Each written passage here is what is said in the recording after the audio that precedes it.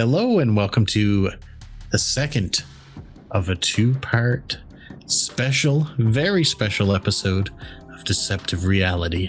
My name is Nick, and with me at this incredibly late hour is the creative Bert. I'm creative at 12:15 in the morning, recording podcasts. That's right. So the later it gets, the less difficult my words become for you. So I'm sure you know what creative means. Yeah, listen, I know we're being creative on this one. And also, for anyone that doesn't know, it's a two-parter. Obviously, you're here for the second part. Otherwise, you're completely confused on why we're here again. Oh, yeah. That'd be a mess. Man, but what a story. Crazy story. Awesome interview. Some great answers to some questions that we gave. Definitely appreciative of Joe stopping by. I feel as though I do have to say this at the beginning of part 2. We're also going to say it at the end of part 1. Do not go to this person's address. Do not go to Lindley Street. Yes, please do not. Do not do that. There's nothing there. There's legit nothing there. There's no demons. The demons went with Joe, which you're going to find out in this part of the podcast.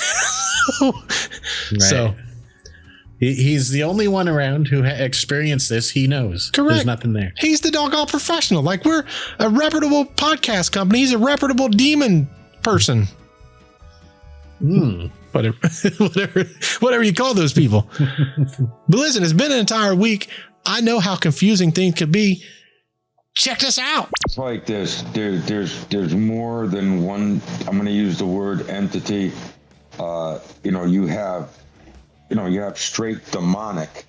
You have wandering spirits that are, still here, refusing to leave. And so a lot of times you don't know what you have in the house.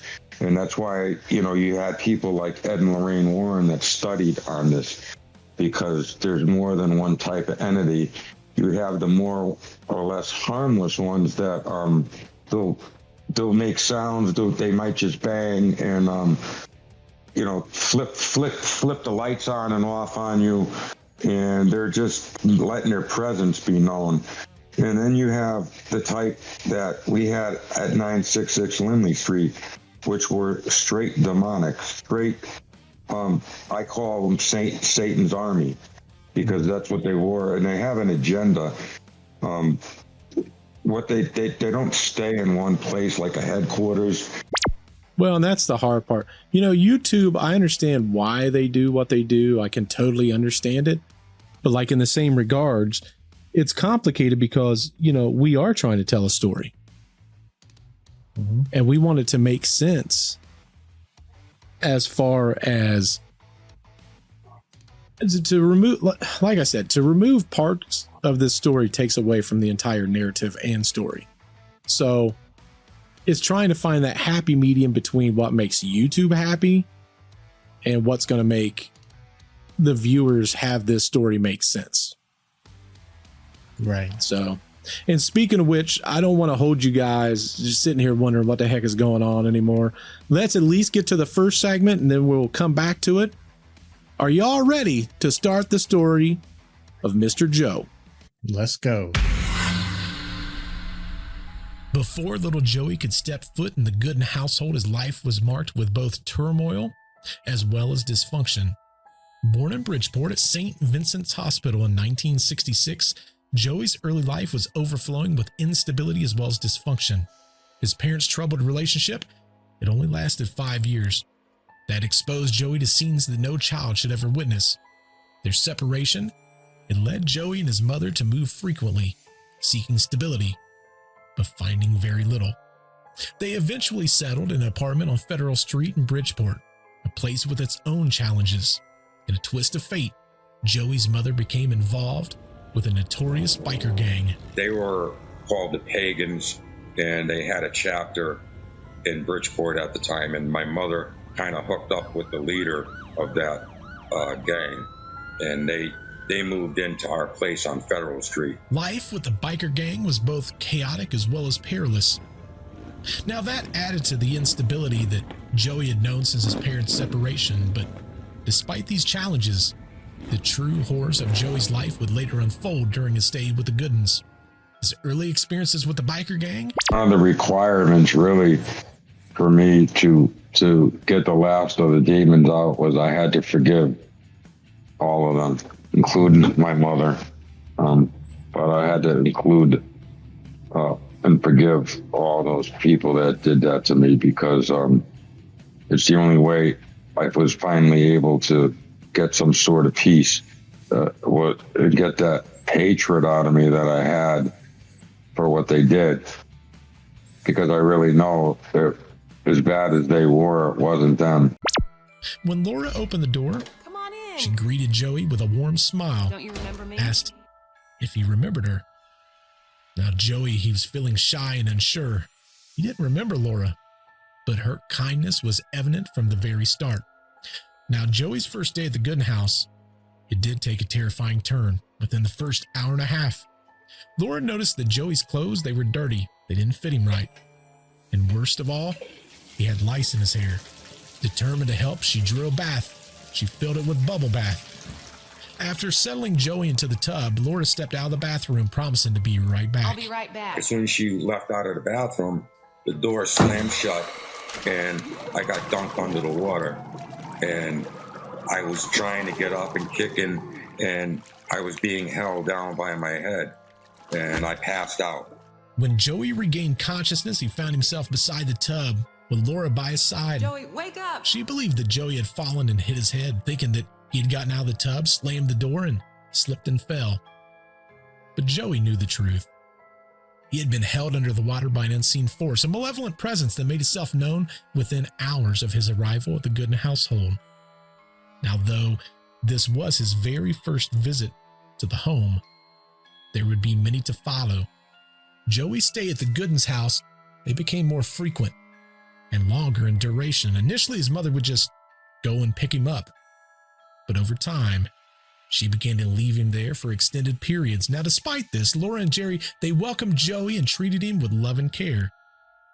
But not everything in the household had his best intentions in mind. So obviously, rough start at life. I would definitely say a rough start for you, Joe. Somewhat, yeah. I mean, people come from hardships. The early 70s was it was a different world. People were different. People acted different. My mother had me at a real young age, and my dad was much older than her at the time, and it was kind of a forced marriage. So it didn't work out. It lasted 5 years, and ended up bouncing around with my mom. And lo and behold, we ended up with a motorcycle gang, and it was just it was like the beginning of the hell of my life. It just got worse, progressively worse. Now, you know something, Joe, something I always thought about ever since I've started talking to you about this entire situation. I feel like, and Nick and I, we've done a decent amount of, just even here on Deceptive Reality, we've done a decent amount of stories just on hauntings and possessions and stuff like that. They were very friendly with her because they had her convinced that she was doing these things, these phenomenon, like making the stuffed animals float and other things. They led her to believe that she had the power and she was doing it. And that's why the day that I said that to her, I knew it wasn't her. I couldn't explain what it was, but the power, the energy was not coming from her as much as it was coming from the room. It was almost as if there was a big vacuum got turned on and sucked all them stuffed animals to the ceiling. For sure. If you think about it, though, Nick, all the hauntings like we've covered, when there's multiple children involved, there's almost always one central point. Right. So, and the way that I would look at this, and maybe, again, this is me speculating, this is completely different than probably what Joe would say, but just based on other stories that we've conducted, let's use like Enfield is probably the best example I can use, because there was, 4 kids. The entity only really worked through Janet for the most part. That was who it talked through. That was the one that It threw up into the air for sure. But if y'all are ready, All right, I'm all right, Nick. I'm all right. I know. You're a good man. I appreciate what you're going through. yeah, I'm just tenderhearted. for sure. All right, on to the next one. The real turning point for Laura and Jerry came when the disturbances started to change. They started to escalate. It was no longer about misplaced items or some of the weird things that was happening around the house. Joey talked about a time when he was eating lunch in the kitchen when chaos erupted. Plates and saucers and coffee cups and silverware began to fly and crash in the background. It all happened in a blur. Laura's reaction was that of shock and denial. She would be heard telling herself, "Am I going crazy?" Now, Jerry, on the other hand, he had a slightly different approach. He was trying to have a sense of humor about it all. One night when Joey's bed moved yet again, Jerry would joke and say, they just don't want you in the living room. It was his way of trying to cope with the situation. The disturbances continued to escalate, and Joey and Marcia, they were the first to witness some of the very unnerving events that was happening inside the house, one of which being the refrigerator in the kitchen. It lifted off the ground, floated about 8 to 10 inches. It would move away from the wall, and then it would go right back, and then it would set itself right back down. So we got a little bit of activity picking up. Mm-hmm. It's no longer just random oddities. Now we've got, this is probably what I would consider the most poltergeist of experiences so far. We've got all the things in the kitchen floating up and happening.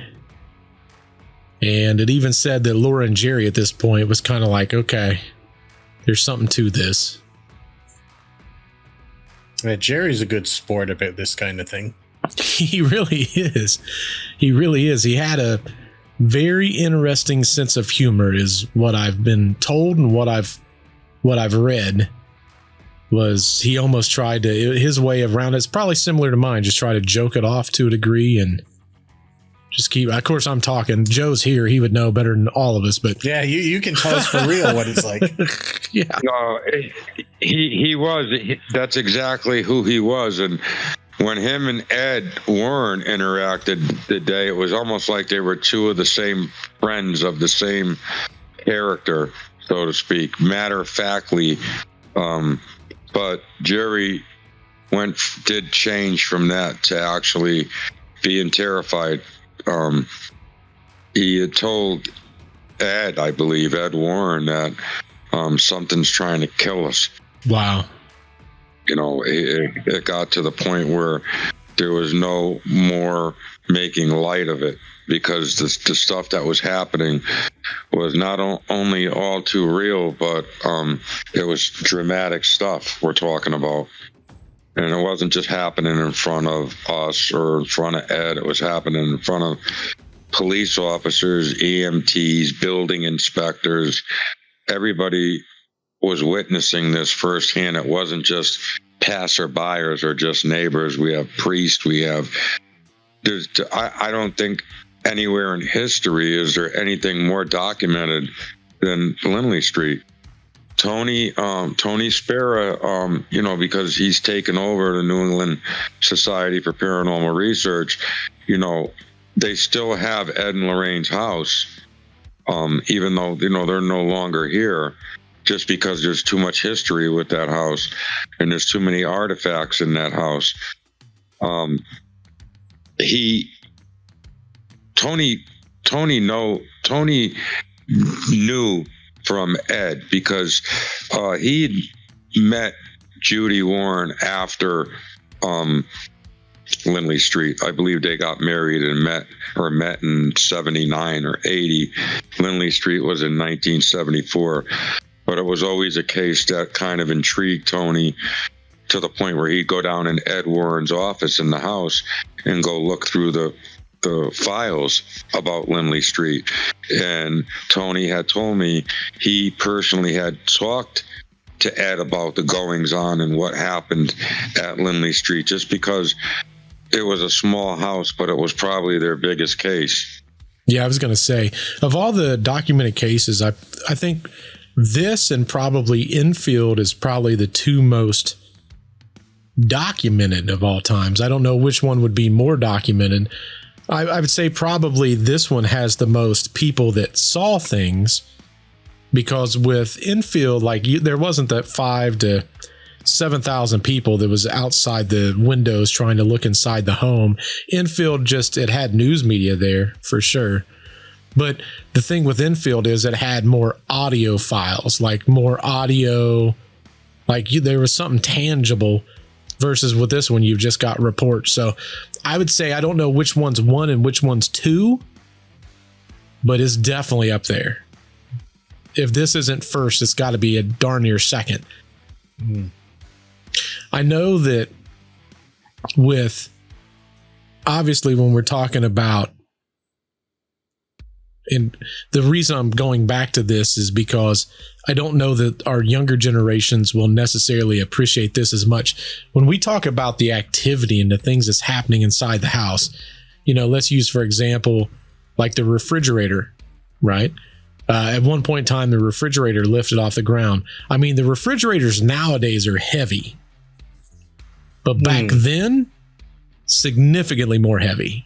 Significantly. It's not even close. Right. The best way I could say it, well, I'm an 80s kid. Wasn't around in the 70s, but I think old. The further back you go, the more it gets like this.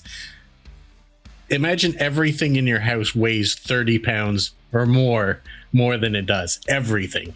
Your TV is so big it takes 2 people to lift. Your couches are twice as heavy. Your beds are twice as heavy. Everything's made out of metal. Nothing's, aluminum or anything like that. Your whole house is heavy. Well, I saw this video, it had to have been a couple months ago. I think I sent it to Jess, but it was someone that was looking at an old refrigerator, and I think it's from the 50s. And that refrigerator would be by far something you'd put in a museum. They had a special slot for eggs,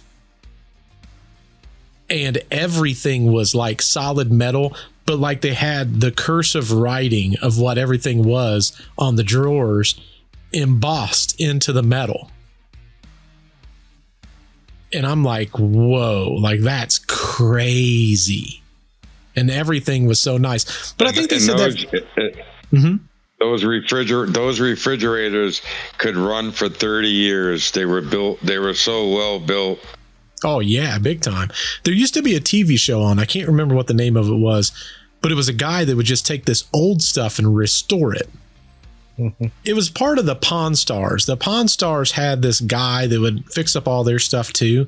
So it was like a spinoff of that show. I can't remember what it was, but that was always him and his son.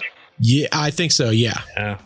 But super interesting because he would get stuff like that. They would get old pinball machines or old refrigerators or ovens or super cool things you don't see nowadays. But everything they talked about it was steel. He wasn't scared of using steel back then, or cast iron. They were super well built, but I heard they had a weird problem where sometimes they just lifted off the ground. Valid.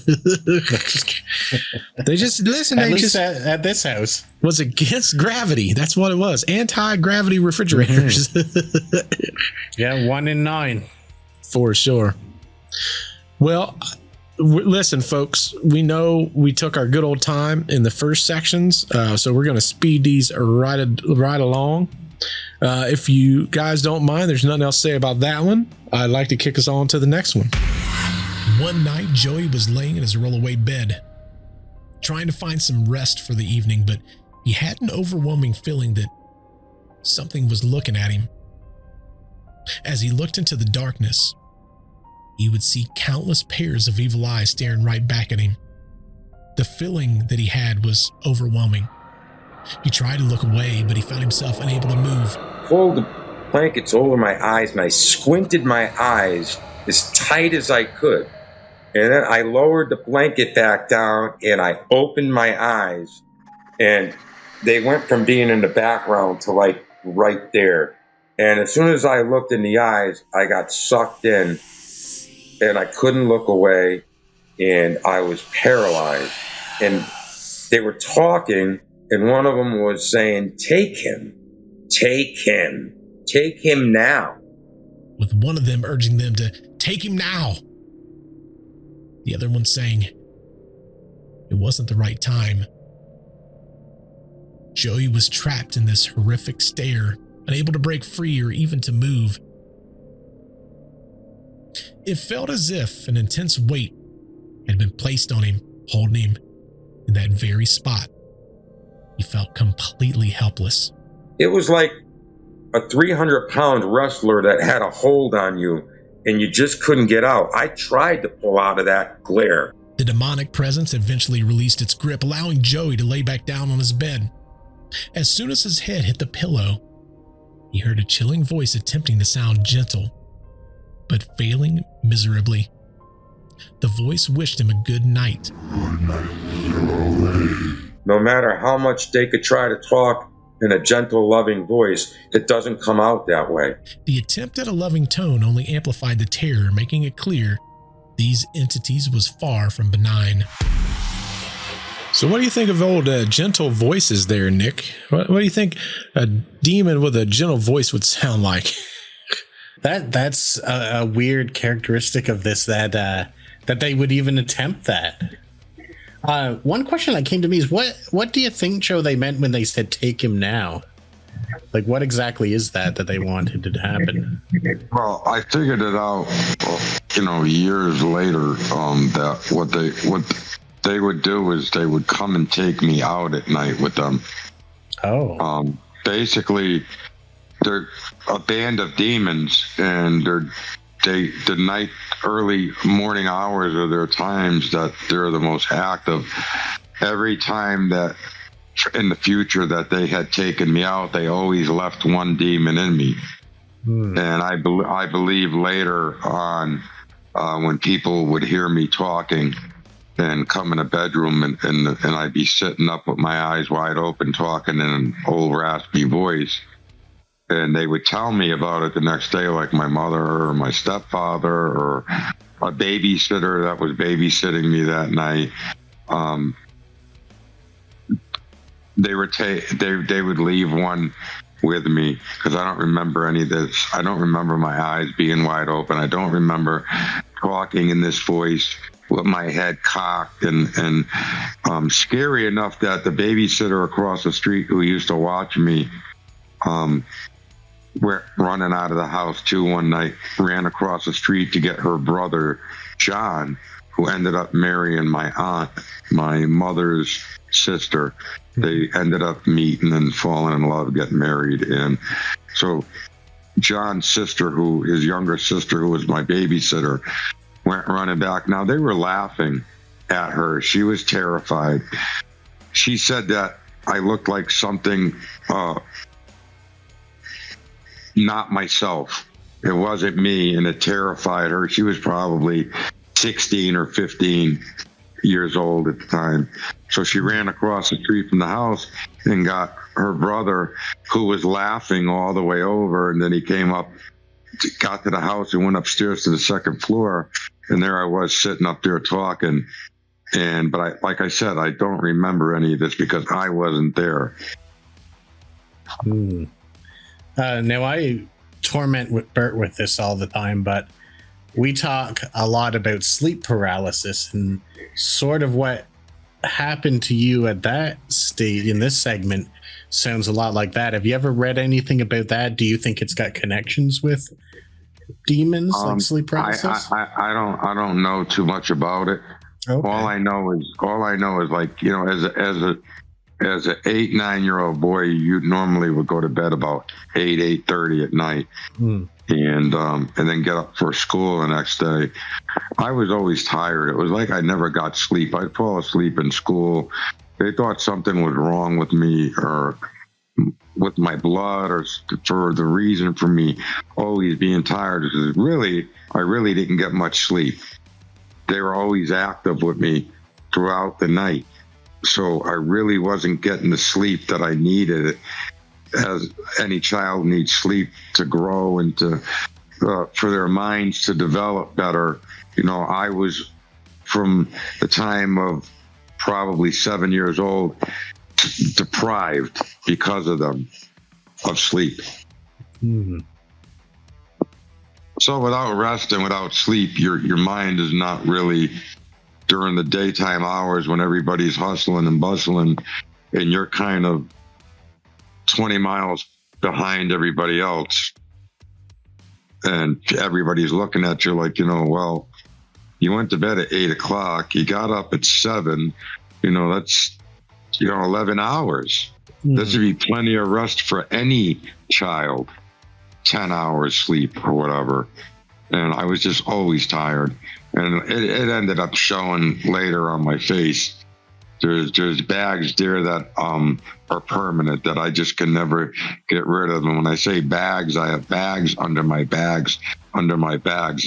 black all around the bottoms of my eyes. And I sleep well now. Yeah. But you got years to make up for that, I guess. So that's not good. Yeah, there was. I was just looking because there's numerous cases that I've covered on my podcast. And something that I've always found interesting is when people talk about almost like this demonic whatever. Some cases people don't remember where they go to. And in other cases, people do remember where they go to. And it's almost always some type of, when they do remember, like a dark place, the void of light. And I always find that interesting because, it's one of those things like, what would you do if you just randomly woke up? And then I wonder if it's like a staging area, kind of like, I think I used this analogy before. It's like when you go to an amusement park, there's the waiting line. And I've always had a theory that when you sleep, it's almost like you disconnect from your reality or your dimension, because that part of your brain, it does light up with extra activity for movement when you're asleep in REM. So it's like maybe we are just going to some other dimension or something else, and we're still doing life there. But like in a case like Joe, where he's tired the next day, what if he's going to another dimension where there is no, or maybe he's like stuck in limbo, and that's why things are that way. I don't know. I find the whole entire thing interesting, though, why that would occur with so many of these cases. It's common. It's relatively common. Yeah. So if you guys don't have anything else to say with that one, we'll hit up the next segment. This next one's short too. I'm not quite sure what this one is, but it's short. So it's something good, and we're going right to the meat and potatoes. That's got to be a big one. Got to be a big one. The situation with Sam, the family cat, it grew increasingly disturbing. What started as an eerie, sporadic vocalization escalated into something far more sinister. Sam began walking around the house, cussing and making a scene, a behavior that had everyone on the edge of their seat. He was no longer hiding his ability to speak. Laura, horrified by Sam's behavior, would often pick him up and throw him into the basement, shutting the door behind him. Now, one might think that this would put an end to the disturbances, but Sam's behavior only intensified. He would scratch at the door, yelling profanities, demanding to be let out. The cat's anger and words filling the house, forcing Laura to turn the TV up to try to, if anything, drown out the noise. Things were only getting worse in the household. The constant disturbing events and Sam's unsettling behavior created a home of anxiety and fear. That's why it was so short. I call that one the Nick section. I love the cat parts. Although when the cat was teasing him after the really sad segment, I was really ticked off at Sam at that point. Man, but Nick was like, "Forget that cat."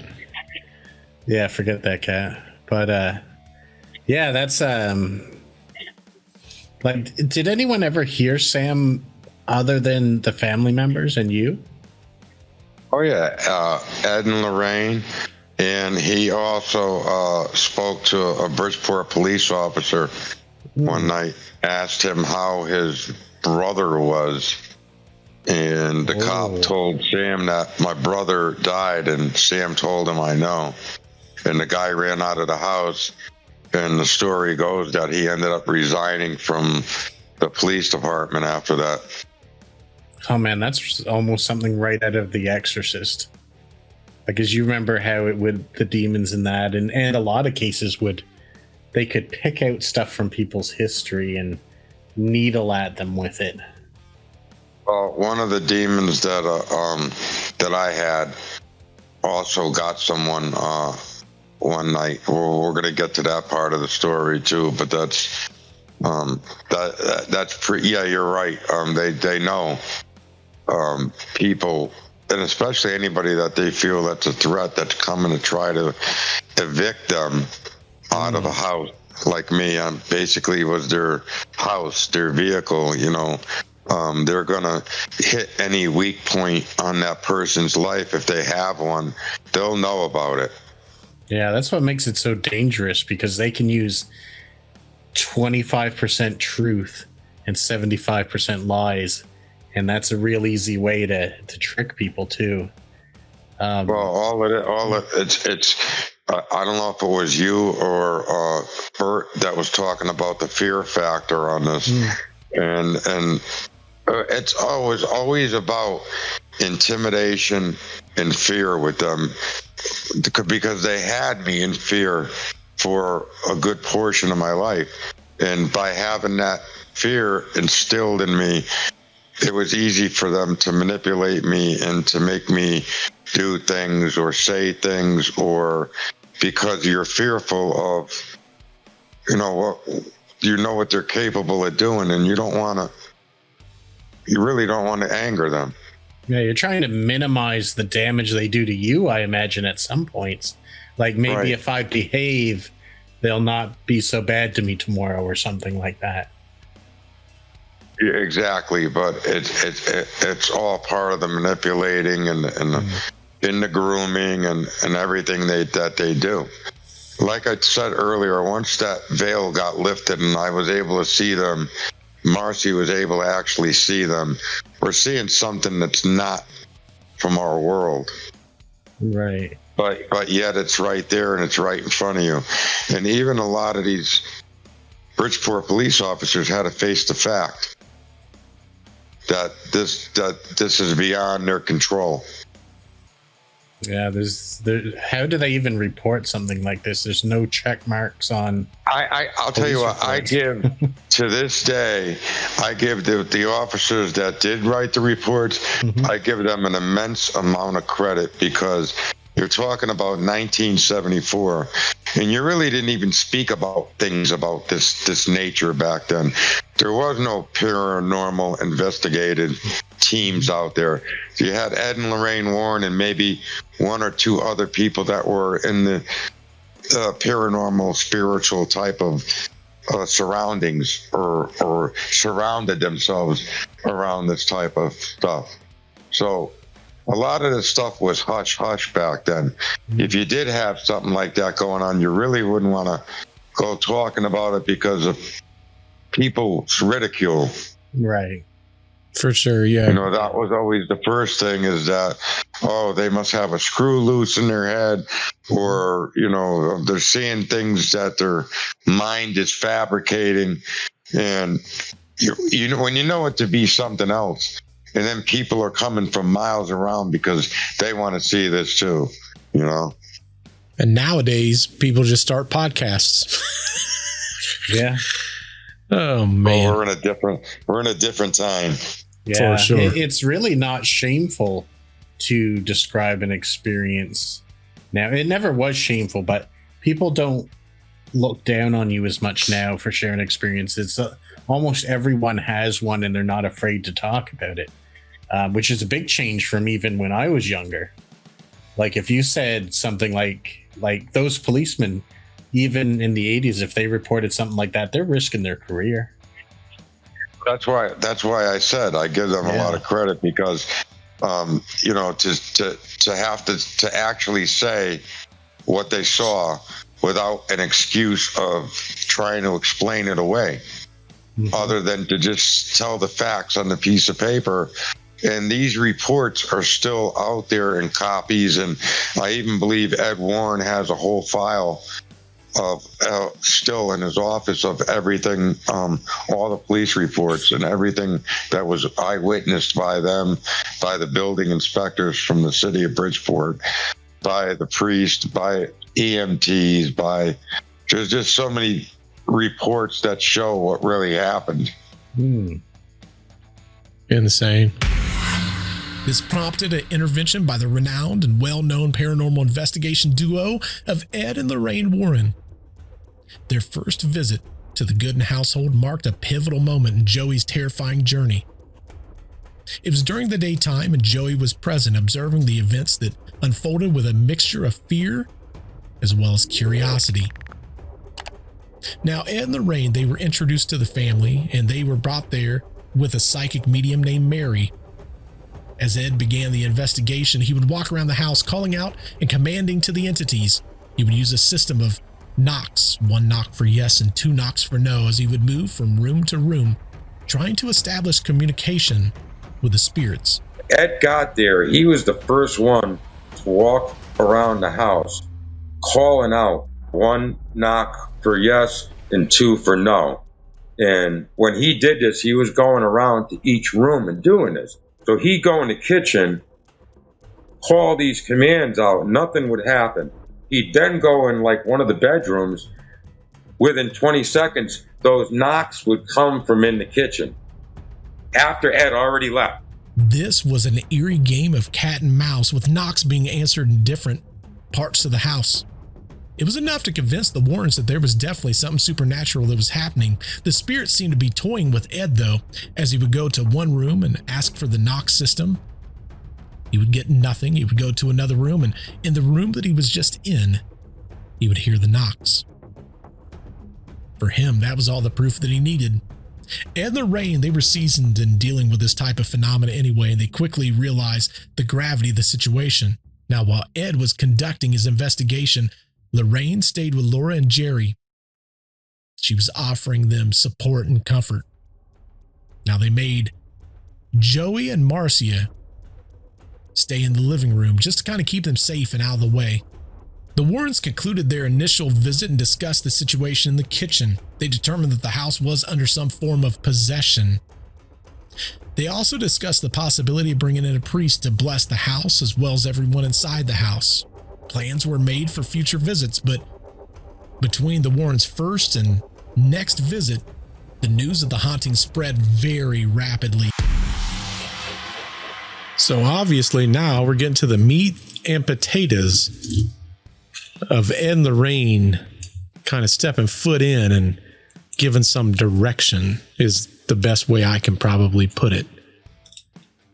Now, where I love this part of the story, I also hate because I know what's coming up next. But something I find interesting in this segment is it talks about, and I think different cultures have different impressions of demons and demonic activity, and oftentimes there's different names associated and thought processes, but I know in many cultures they're called the trickster,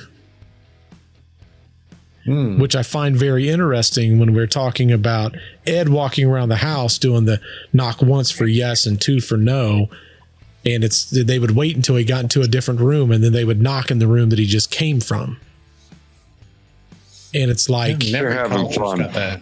Yeah, 100%. Just they were having just fun. they were just having fun. But years and years later, in fact, not too many years ago from now, just a couple years back, I remember I was in the living room with Marcy when he was doing this, and I remember the look when he passed back through the hallway to go back into the kitchen. He looked down the hallway.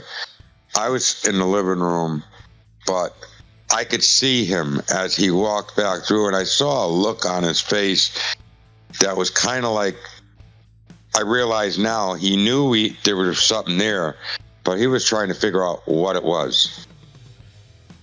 Was it like we spoke about earlier? Was it just a wandering spirit? Was it? I see now when that look on his face was trying to figure out. Okay, what do we have? We have something. What do we have here? What are you? Type of look that was in his face that he didn't know what. At that second, he heard the knocks coming from the kitchen after he left, but what was he dealing with is what I think was going through his head at that time there. Because he actually side glanced down the hallway, and I made eye contact with him for like a second. Like his look was like, stay there. Like, in other words, don't come down the hallway following me. I'm busy working. He was serious. Did he ever indicate that he thought that you might be particularly affected by this? Like, did he interview you separately or focus on you at all? Or was he just in the early stages of looking at the house? No, he wanted to know who I was because they were wanting, him and Lorraine were wanting to know exactly who's staying here. Basically who's living in the house all the time. Is there somebody here that's not here now that lives here? They were really doing a full investigation. And so it got to me. And when they started talking about me, I believe it was Laura said, Marcy, why don't you and Joey get a cookie in the kitchen? Because there was probably some things said regarding my mother and why they were watching me and why I was there. That they didn't want to speak in front of me or Marcy about talking bad about my mother in front of me. In other words, that, my mother was not able to take care of me. She was an unfit mother. People had ethics and morals more so back then to where you don't say certain things in front of children. So go get a cookie or go outside or get out of earshot. So I know the conversation was about me. Yeah. It's good that they did that, though, because there's some things that kids don't need to hear, even if they might know it anyway. Very true. When Lorraine said, "Who's this handsome little boy?" She brushed my cheek, and I'll never forget just the energy that I felt come off her. It was like both of our energies collided together, and I still remember this to this day. When she brushed my cheek, her eyes opened wide, like she felt a jolt of something that I felt a jolt of. Kind of hard to explain to someone. Yeah, so she might have had an idea at that point there was something more going on there too. Interesting. Well, yeah.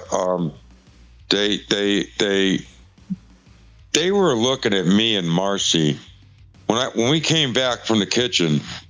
Ed was like really looking at me kind of intensely, trying not to scare me, but he kept looking in my eyes, looking for something. Right.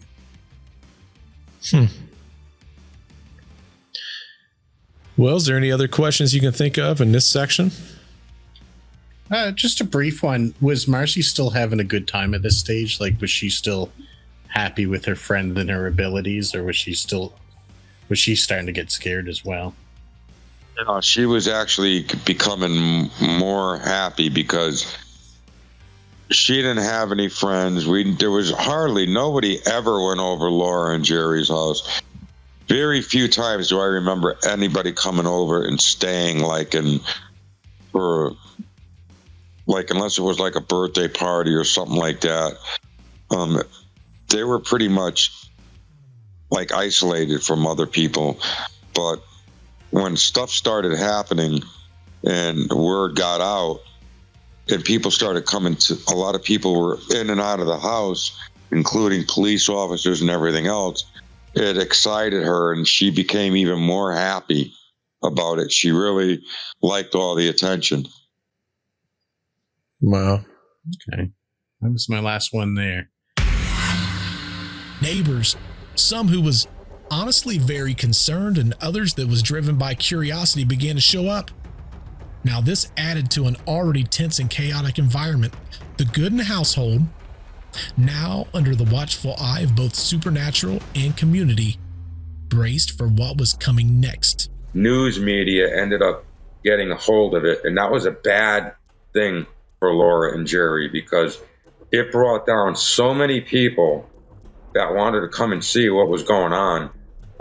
It was a swell crowd of over 5,000 at one point. There was one day that Joey's aunt decided that she wanted to pick him up. Took her 45 minutes just to get down the street, just based on the sheer number of people that was there. Now, Joey's aunt, she was 18 at the time. What a fun age. She was a pure bona fide skeptic. She believed that the stories was nothing more than exaggerated tales, and she wanted to know the truth for herself, and she wanted to see them with her own eyes. Her visit to the Goodin's house would change her perspective drastically. When she arrived, she witnessed something so disturbing that it caused her to grab Joey by the arm and run out of the house in pure terror. She grabbed me by the arm and went running out of that house and into the car, and oh my God, oh my God, oh my God. She's trying to light a cigarette, it's falling out of her mouth. She picks it up, puts it back in, tries to light it, drops the lighter. Her hands were shaking uncontrollably. Now, for Joey's aunt, the non-believer, this encounter, it was a shock to her core. The reality that the supernatural occurrences that was happening inside the Goodin house, it shattered her skepticism, leaving her deeply rattled. So from a bona fide skeptic to an instantaneous believer. Yeah, but it was too much of a shock for her. I remember that night, and I mean, as much as I was terrified throughout my life from these things, that one experience that she had completely changed her life to this day. You know, I always find it interesting, though, when we talk about skeptics.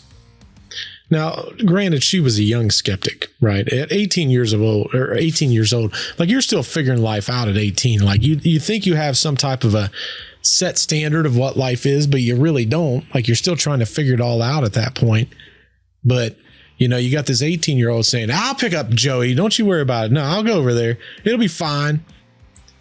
Then she's got to fight through 45 minutes of traffic just trying to get there because all those people, I mean, the entire block is locked off with all these people coming from all over the place.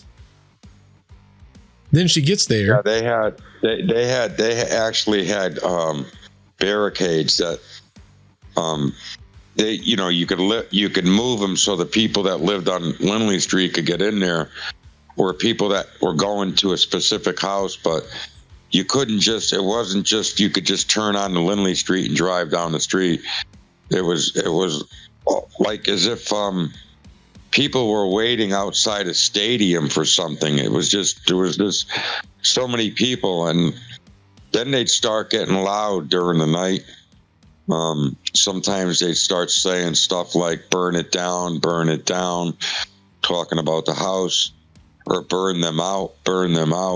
You know, you got 5,000 people out there yelling, burn the house down. You know, Laura and Jerry were scared. The police presence, if it wasn't for them, that's probably what would have happened. Oh, for sure. For sure. And that's the thing, you know, I was just looking online just to try to grasp the concept of 6,000 to 7,000 people, right? If you look at like some of these small theaters, those will typically fit 2,000 to 3,000 people, like the little small, like the theaters where you'd watch like musicals and stuff. So double that by 2, And that's how many people standing outside this house just trying to get a glance in a window. Yeah, and they're probably not crammed together, so that's probably taking up a lot of the street. For sure. People just milling about. For and sure. all of them screaming at night? Right. That's an angry mob. That's an angry mob. And think about it. The police is trying to keep all that in check. But then you've got his aunt that gets there. She sees whatever she sees, and then that becomes the course of her life for the rest of her duration. That skepticism, gone in a split second. I'm sorry if I asked this before, but do we know what she saw in particular? Well, I remember right before she came to pick me up, I was sitting on the floor. We were all in the living room and we were watching TV.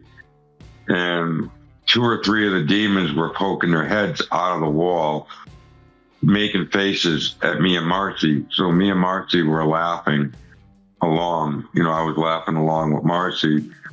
And Laura looked up because we were looking towards the hallway. And the TV was in front of us. So why were we looking the other way, opposite of the TV, and laughing? And so me and Marcy didn't say anything. We just kept laughing. And within probably 3 or 4 minutes of this time is when the knock came at the door, and it was my aunt.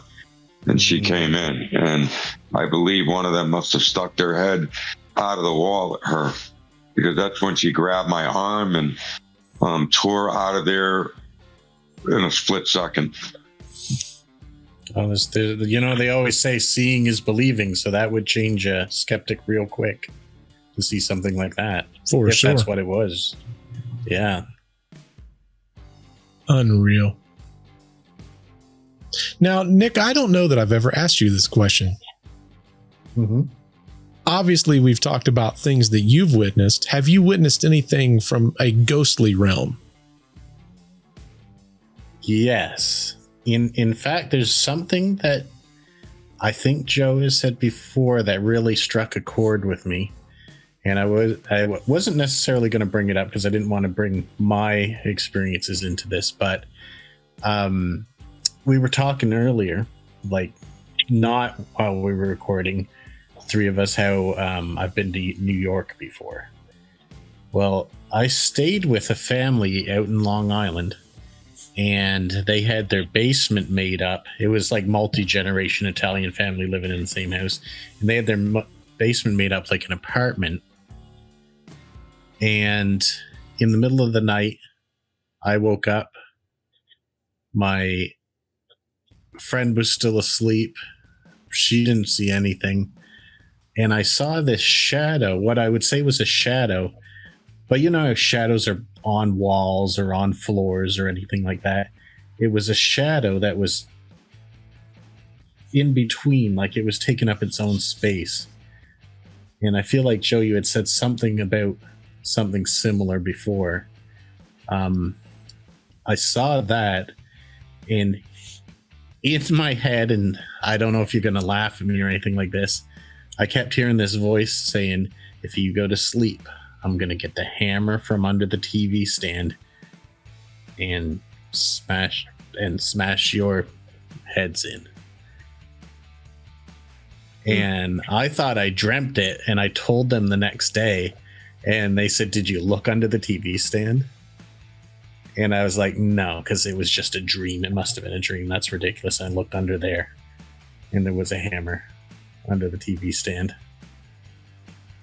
So that's why that makes me want to do the history on that house and see if anything happened in the past that could be related to that.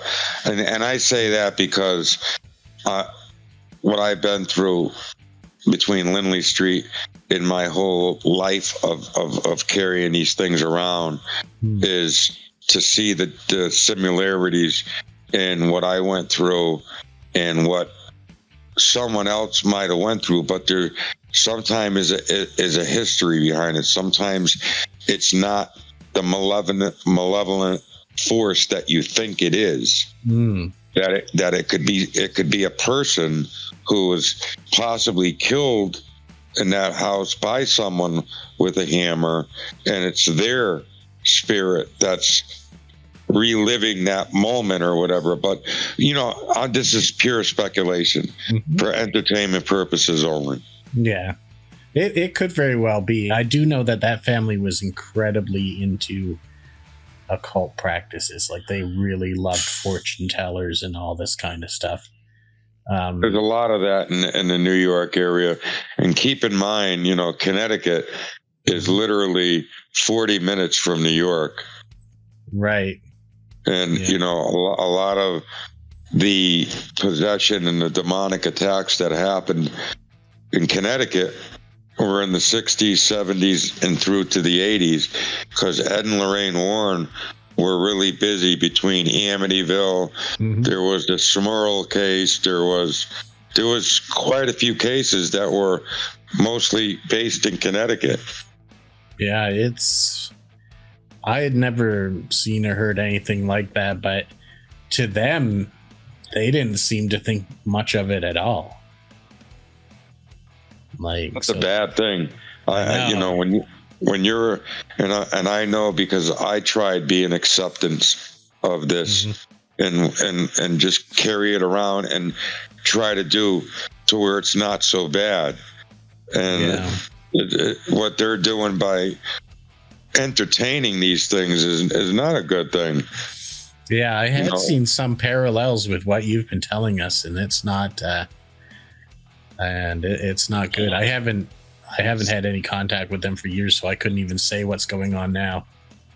Well, I wouldn't even contact them. No, it probably won't at this stage. Well, I know Nick and we've talked about next year going to the haunted Hinsdale house and spending an evening there. That's where we actually are looking to do our first paranormal overnight, is what we're looking to do. I'm going to try to do it next fall, because they're booked through the summer. Like, they're booked all the way into the summer already. Less chance of bees, I hope so. Well, and that's one of the cool things is the mixer that I've got. If you guys can't tell, my audio is a little bit different. Actually, after Joe's experience with audio issues, I went with a big boy mixer, what I call the professional level mixing.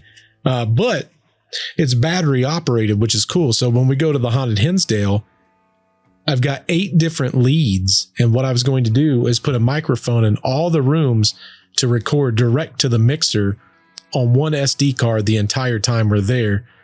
So that way there'll be a microphone in every single room. We'll be able to hear everything in real time when we come back. And the best part is it syncs all the audio channels together. So if we hear a knock or a bang in one room, we'll be able to listen in a different room and go, can you hear that knock and bang? And if so, we can maybe triangulate where that's coming from. We'll end up like a Scooby-Doo episode where we're like zooming between doors in a hallway. Probably. But that'll be in New York, which is going to be relatively close to the areas we're talking about, because that's, that's all relatively close. It's not even very far from, most of the paranormal cases that I've covered. It seems like there's a cluster of them that happens all right there in that little area. You all have some mean entities, I'll tell you. We do. They got something to prove, Nick.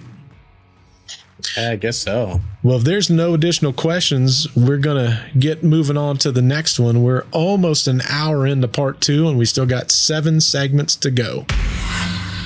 When Ed and Lorraine Warren returned to the Goodin house with a priest, the atmosphere, it was charged with fear and anticipation. As they entered, it was a very interesting sight to see when 6 or 7 officers who had been, again, we're talking about police officers. These are people that have seen so many different things. They were visibly shaken by all the unexplainable events that was happening inside the house. As they saw the priest, they kneeled down to their knees. One officer, speaking for the entire group, asked the priest for a blessing before they went home from their shift. It's amazing that these tough, seasoned officers They were scared to the point that they didn't want something to be taken with them back home to their family. You can be as big and tough as you want, but you can't fight what you can't see. The fear that these officers felt was real. If anything, it highlighted the intensity and the reality of the supernatural occurrences that was happening inside this home. That night, it would be Joey, Marcia, and Rose Marie that was gathered around the recliners, along with Ed, Lorraine, Jerry, and Laura. In just a regular occurrence, Ed reached into his pocket and pulled out a thing of lifesavers, and he flipped one into his mouth, and as he looked around, he saw 3 little kids that was eager for a piece of their own candy. So, being who Ed was, he would give them each a piece of candy. However, this very simple act of kindness would be twisted into a hurtful rumor. It was alleged that the Warrens had given drugged candy to the children. Sickening. It's sickening that they would accuse Ed and Lorraine of such a heinous act. We were not drugged. I was not drugged. Marcy was not drugged. Ed ate the first piece of candy out of there. So how that came about, I don't know. I don't know. I don't know even how that rumor started. But again, inaccurate. For someone to say that some grown adults that have somewhat respect would give drugs to kids, it should have never even come out like that, because it's so untrue. There's a limit between hitting below the belt to disclaim somebody. You can't go around and tear someone down by making up these fabricated things. Now, the fact that the Warrens was there, if anything, it provided validation that, hey, there's something probably going on here. The house is probably haunted.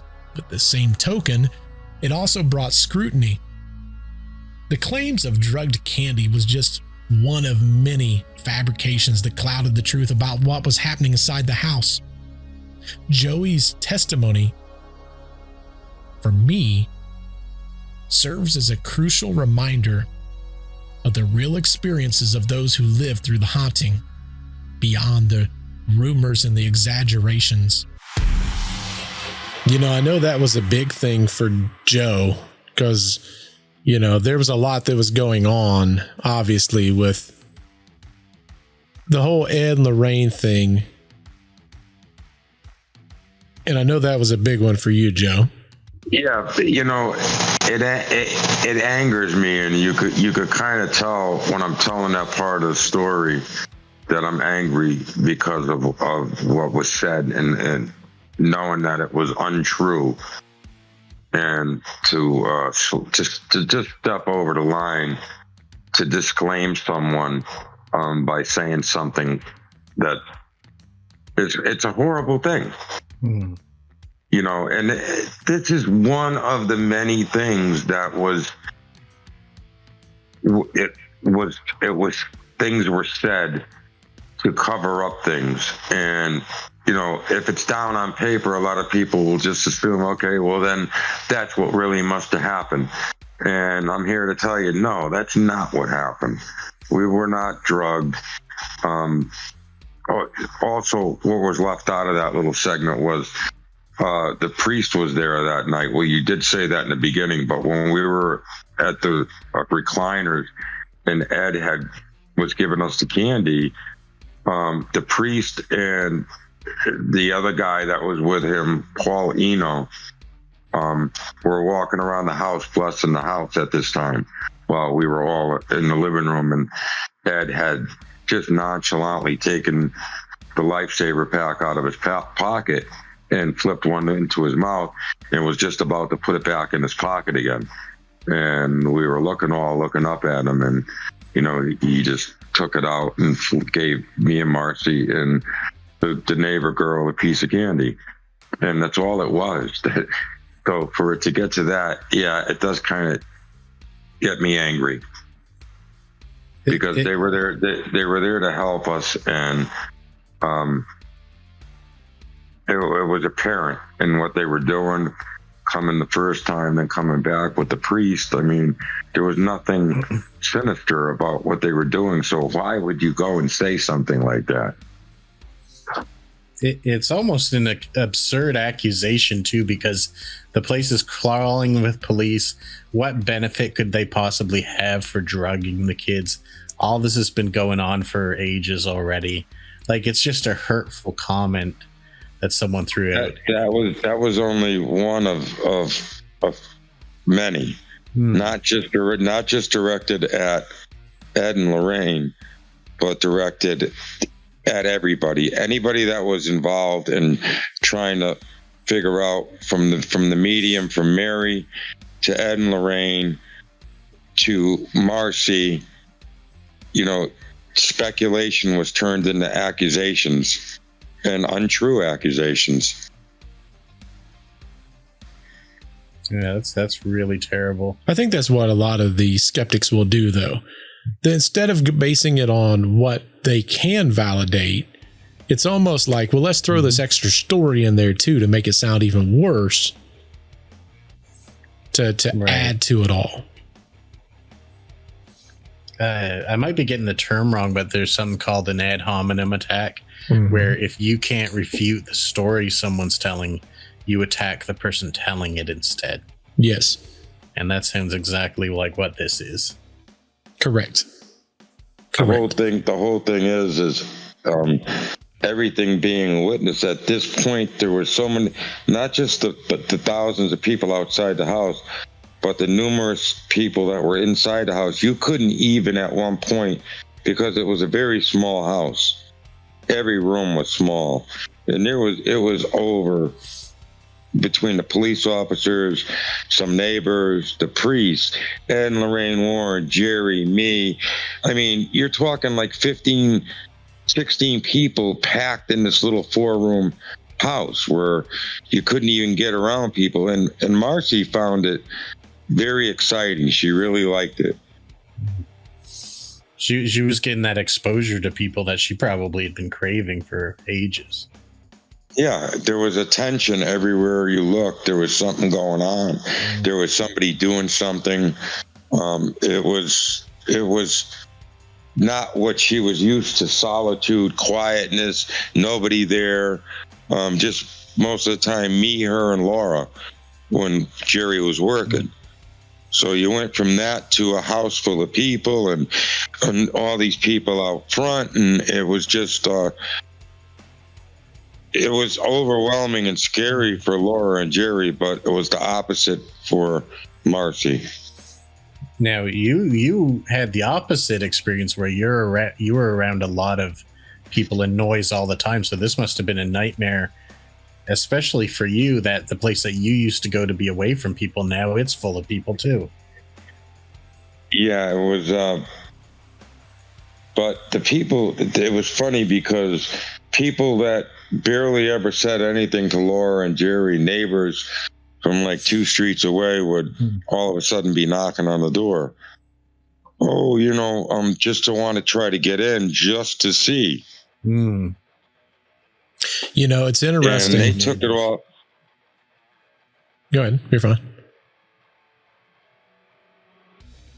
No, they just took it all in because I think they figured that the more people that came in and saw, it would be less people to say that they were, making it up or seeing something that wasn't there. Because I always wondered why they kept letting people in. It was something at one point. Ed Warren wanted people out when he was there. There was just too many people in there for them to do what they needed to do, which again, now I think, back on that's how serious they took this. As people contaminating the crime scene for them. Well, yeah, and distracting and just wanting to be there just to be in the excitement of it. Not so much as to, we got to fix this problem. So it's hard to fix a problem when you got it's hard to fix a problem when you got a circus going on all around you. I mean, as a kid, it was exciting to me. Police officers, firefighters. I mean, you're seeing all these people in their uniforms and stuff. But as an adult, I'm sure it was completely different for Laura and Jerry. And it's funny that we're talking about this because I can't remember. It was a few days ago, the current owner, his girlfriend of the Lindley Street house, contacted me. And I was going to put a disclaimer at the beginning and the end of both of these podcasts, part 1, part 2, but they're having issues with people going to that house now. Because that house has become almost part of a hotspot yet again. And it's gotten so bad that people are like leaving these weird notes in their mailbox. And she's like, it's super scary for me. And it's scary for my boyfriend. And they own the residence now. It was his grandmother's before. And when she passed on, he then acquired the home. But the problem is, and I noticed this when I was doing research on this haunting, was that there's people making videos where they're supposedly driving down the road of Lindley Street, and their car starts shutting off and doing the radios, making these weird noises and stuff. And listen, I'm not going to say that they're fake or false or anything like that, but the problem with nowadays is a lot of people will make content for clout and to grow their channels. And the current owner of the home says they've experienced nothing, not a thing. There's no reason for people to be there. No. In fact, they had a paranormal investigation team come in and found nothing. So she's like, She asked very politely if I would take the content down. I'm like, I'm not really saying the house is haunted now. Like, mine's more of a historical based on that case. I said, that said, there's a series of videos that's saying it's haunted now. I believe that's probably your problem. I said, but I'll put a statement out telling people, do not go to the house. Please don't go to the house. This should be common sense, but much like what was happening then is happening to this couple now. And she says it's happening weekly. And they don't want that. That's no way to treat a family trying to live there. No, but it makes me think. I think that people are trying to stir something up, and I think you're exactly right, Bert. There's no more, if there's no more paranormal activity going on there, someone is trying to invent something, possibly for clout, like you said, or to grow their channel or to start something back up again. And these people that are going by there, I've seen some of the videos, and a lot of them are younger people. Yes. They don't know really what happened other than by reports. They don't realize how serious and how real this is. And why would you want to? Correct. Why would you want to play with fire? And I don't think, and again, there's a price to pay for fame. And if you're trying to create fame off the back of that kind of activity, I think you're asking for something that, not only that, but you're providing a danger to someone that, and I mean, this is a young girl that lives there now. I say younger, I don't know how old she is, but she seemed like she might be a younger female. How scary for that to be, to have these weirdo letters in your mailbox from potentially people that, let's be honest, when we talk about paranormal, sometimes there are people that are not firing on all cylinders, is how we'll put it. And they're the kind of people that would want to burn the house down because there's demons there. You know what I'm saying? And it's like, that has to be very scary for her. So I told her I would definitely put disclaimers out on my channel. And again, we're talking more about the historical context of what happened back then in the 70s.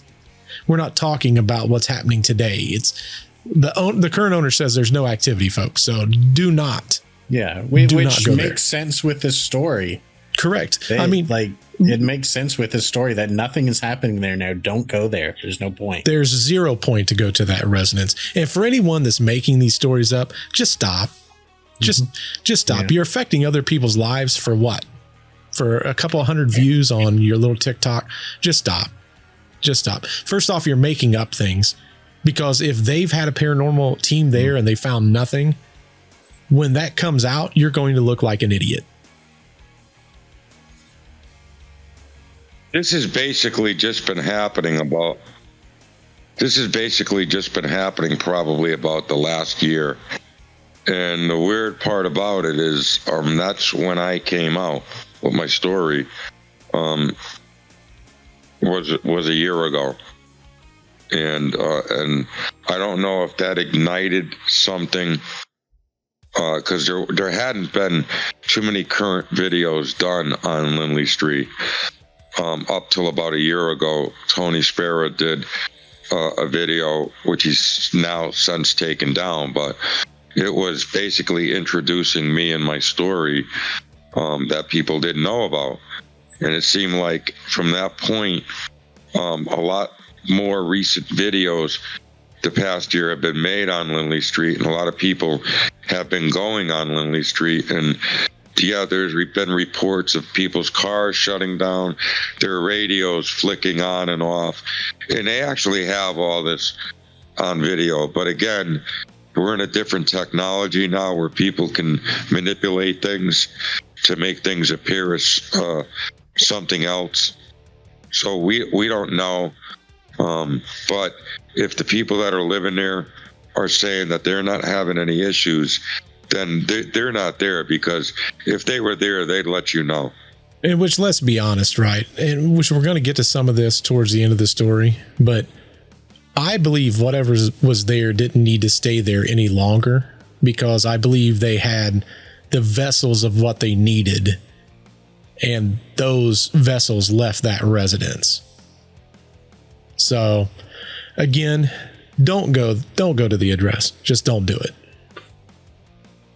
You're wasting your time and you're creating Leave clout. people alone, please. Just leave people alone. They don't deserve that. It's too expensive to move now. They can't do anything about that. Yeah, because they own it. They own this property.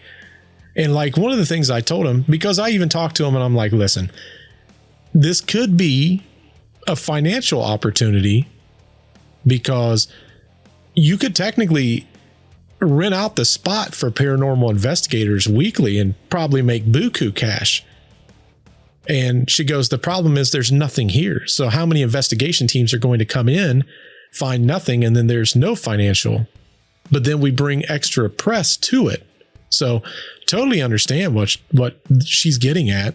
So, but another thing to say, and I've talked about this a few times also, I believe a lot of it's energy. So if you're investing that energy into something, I mean, Nick, you and I talked about this before my podcast. My house is relatively new. We was a second owner of this house, 0 activity for years. We start our podcast. We start doing the Halloween episode where we allowed people to bring their stories in. And all of a sudden, I started having little pieces of activity happening in my house, which was completely unexplainable. And that went all the way until February or March of this year. And since then, nothing. Now, what is that? Is that energy? Just dumb luck?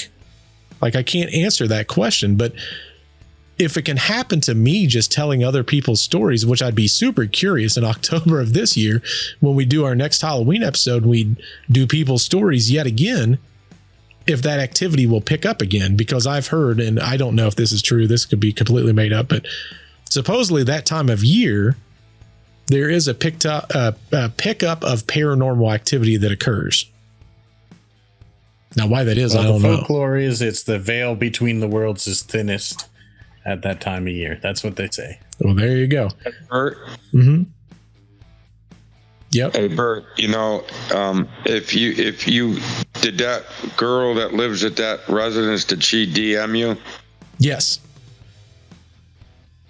If I was her and you could get a message back to her, I would tell her to put a little sign in front of her house. And I mean, this is like a reality for people. There's no ghost here anymore. Just a sign right in the front of the house. I would put it there just to let people know, please leave us alone. There's no ghost here. The problem is, I think these are younger kids, and they're not going to care about that sign. They'll stand in front of it just so they can make their TikTok video. That's the day and age we live in, which is the scary part.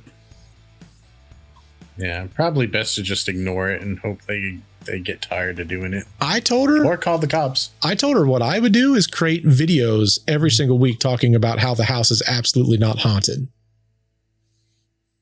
I would have my own TikToks going out constantly. And which she's got a private account, so my guess is she just doesn't want to deal with it, would be my assumption. Super, super nice person, man. She was super nice because she did contact me. She's like, can you please just take this down? We're getting a lot of attention, a lot of these channels. She goes, I don't want you to think that I'm pinpointing you out. Your videos was brought to my attention from someone else. And I'm like, mine's more of a historical context. Like, it's not, I'm not saying it's haunted today.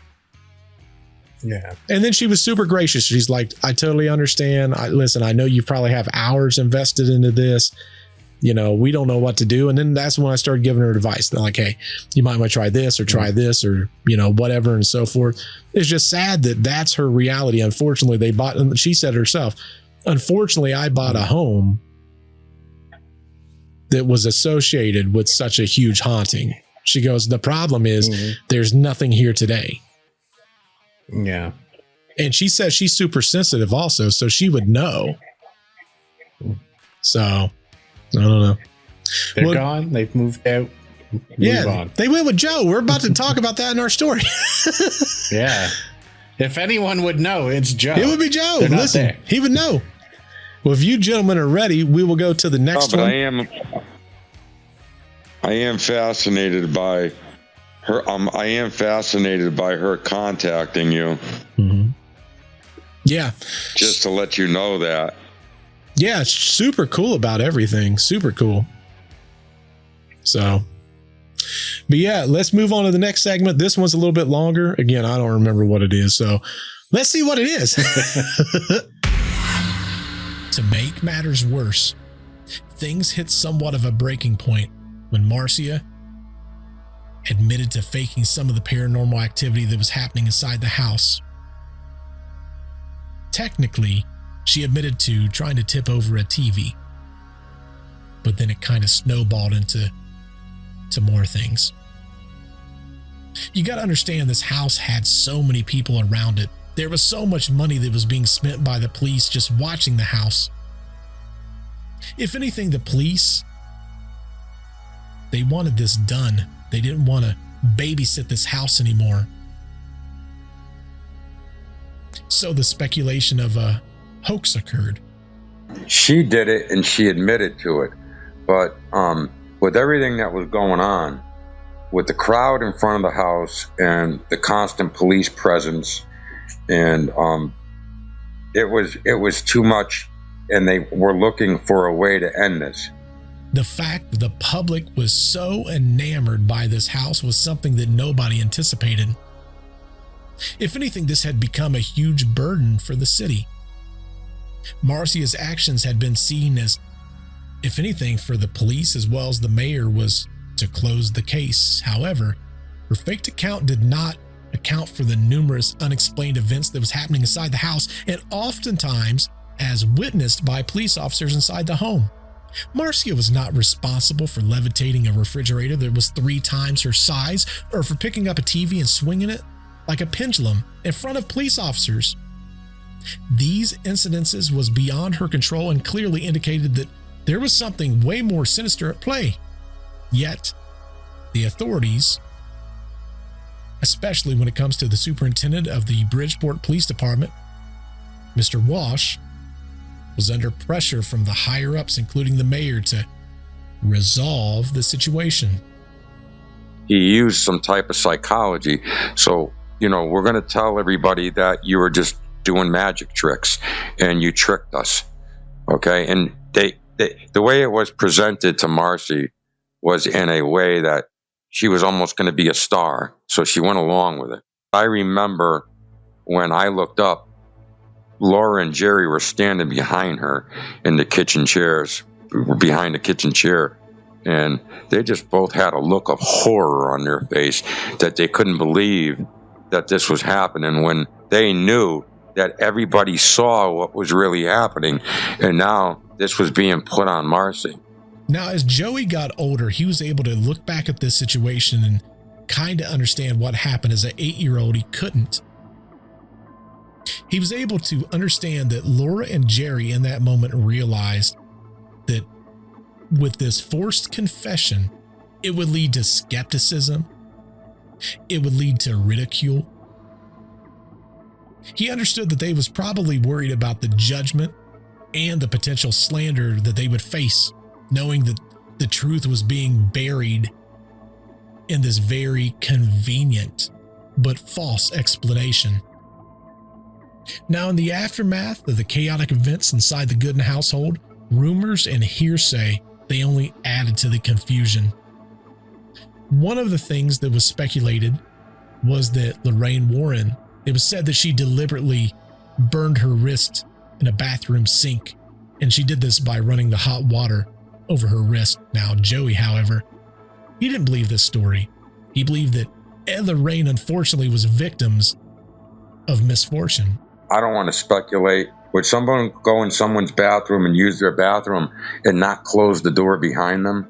Point of view from somebody that was there is that I can't say for sure, but I would like to believe that the way Ed and Lorraine performed and what I saw and I felt a lot of concern from them, and they were there to help.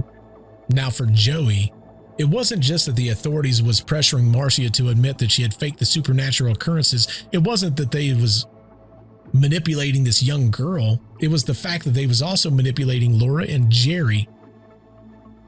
They said that they would have to go along with the story. The officials made it very clear that if they did not cooperate, they would withdraw all the police protection, and the family would just be left to deal with a mob of onlookers all on their own. Ed and Lorraine, and this is from my point of view, had to walk away just shaking their head. Like, what the heck? We're here to help. And now they completely took, the authorities completely took over and ended it. And it was like a quick ending too, because once it was called a hoax, everybody left. The sad reality of that entire segment is that I think there's a lot of bad publicity right now for Ed and Lorraine. And the frustrating part for me is if first off, they're no longer here, they've passed, and they can't protect themselves against slander that can happen, right? But regardless of all of that, it's the standpoint that Ed and Lorraine, when people needed someone to talk to and go through this, regardless of what their motive was, they went there and they didn't charge anyone to go there. Now, there's some people that's going to say, well, they made profit off of everything with their books and with this and that. Okay. They're just like you, whoever is listening to this, have a 9-to-5 job. They're not nonprofit. And if they're not charging the families, the income has to come from something. And I think that's the biggest problem that I have, is that, for one, everyone wants to slander their name now since they've passed. But two, they want to almost make it look like they're bad people for writing books about the things. And they go, well, they had an expressed interest for why this stuff occurred. Well, of course. But then again, how many cases did they go on to where they said there's nothing here, we can't use anything, and they move on? Right. Probably the majority, I would say. For sure. 100%. I mean, think about the cases we've heard, and then look at how long Ed and Lorraine did this for. They did it for a long time. Yeah. And if they can't profit off of it, they can't spend the time to go help these people who, frankly, no one else was helping. Correct. These people were on their own. If anything, you could say whatever you want to about Ed and Lorraine. At a minimum, they brought publicity to the case to where the people could potentially get the help that they needed. So I don't know. That was a big thing I've for always me. heard conflicting stories about them. Like, you've got some people who are saying they're the most evil people that ever walked, and then you've got other people that's saying they're the saints on earth. And you know, the people saying the horrible things don't seem to be that people they've actually met. Of course not. Nick, they're a very small number. Ed and Lorraine are to this day still loved by millions of people around the world for what they do, for what they did, the bravery that they showed, facing something that they didn't know what they were facing, but they knew that it wasn't from this world. And to go in is like having a savior come to your aid when you don't know what you could do. And as far as the money, people are under the assumption that they made great deals of money. They did not. The people that made the monies are the people that own the movie studios. Right. There was small amounts of money made off of the books. The books were then sold by the authors.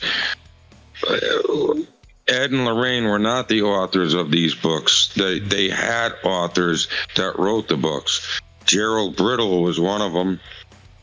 He wrote, I think, two of their cases. There's not a lot of money involved in publication these days. And so the little bit of money that they did make, everybody's got a light bill to pay at the end of the month. Right. Everybody's got a mortgage to pay at the end of the month. And you're out there helping people. So for someone to come with the negativity, you're always going to have that. To this day, there's people still bashing Ed and Lorraine. And like Bert said, they're not even here to defend themselves. Right. So what does that make? What does that make the other person? To me, it makes them a bully. Mm-hmm. Agreed. I agree with that. Most 100%. of the negative stories I've heard are from people who never met them, and most of the positive ones are from people who have. I'm curious. Back then, who did you think they were back then? You probably wouldn't have known of Ed and Lorraine Warren, right? It was funny. When they came to the house the first time and Ed went around the rooms doing the knock system, I was thinking in my mind, who the heck is this guy?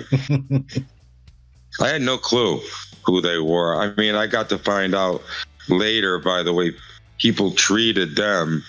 And it seemed like, for the most part, they were running the show until all this stuff popped up here with the accusations. And the control and the power was taken away from them by the authorities so that they could do what they had to do to button this up and end it. Yeah, that must have been hurtful to them, too, because they invested a lot in that. A lot of time and investment. Well, not so much that as the damaging things that were said. You remember the stuff was written down, but people lied back then too. And so they got bashed out of this. It was kind of a little blow to their reputation. But people who knew Ed and Lorraine knew what they did, and they solved many cases. Yeah. Well, I know I didn't want to spend a ton of time on that, but that was one thing that I did want to cover because, the whole thing about Lorraine and burning her wrist and this and that. I mean, there's obviously a lot that went into that. But again, if you have an agenda to say, hey, this happened. And the other thing that I don't think anyone ever talks about is if Marcia was under whatever this was, right?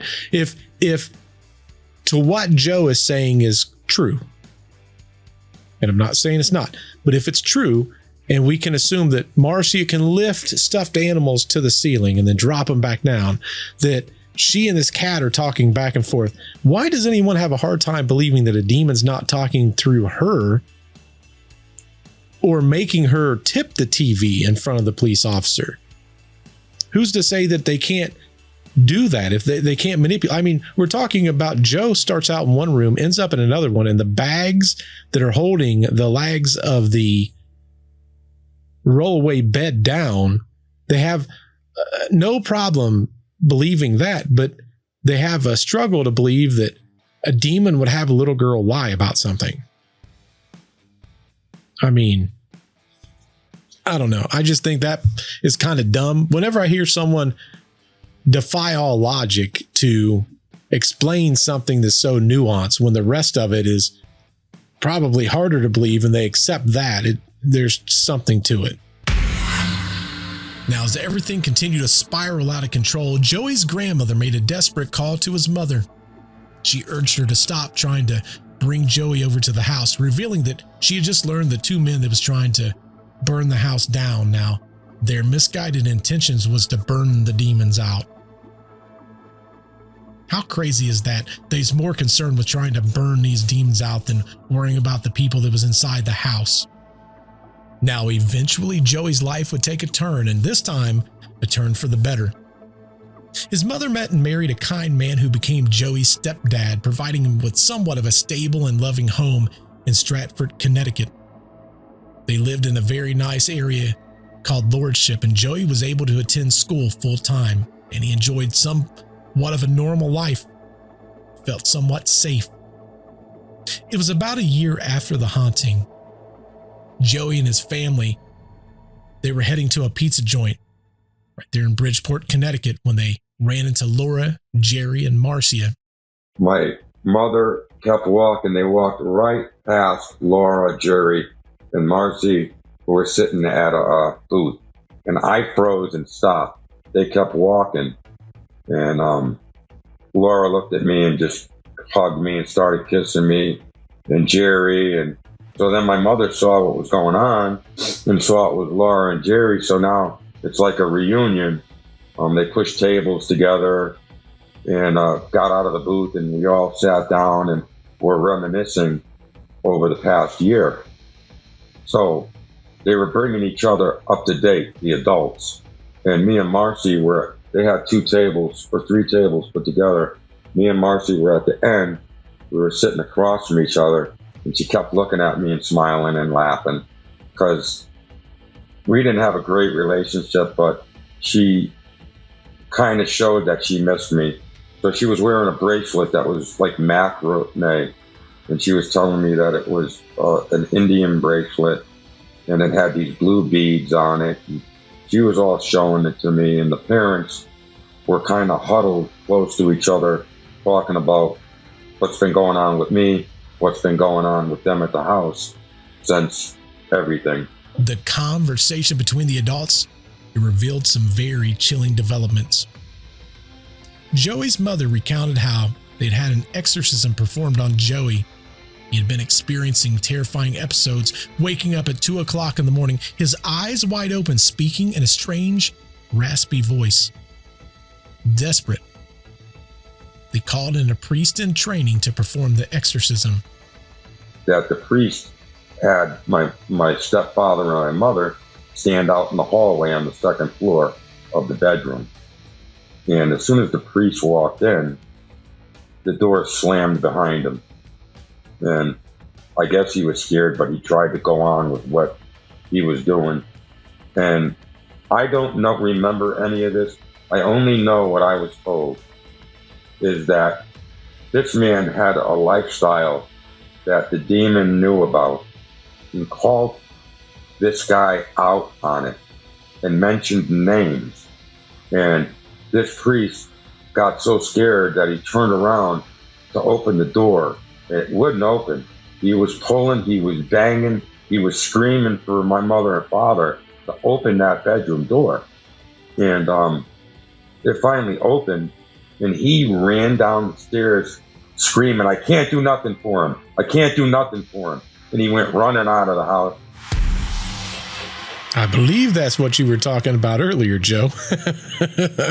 My mother found out that he gave up on wanting to join the priesthood after that. I would assume so.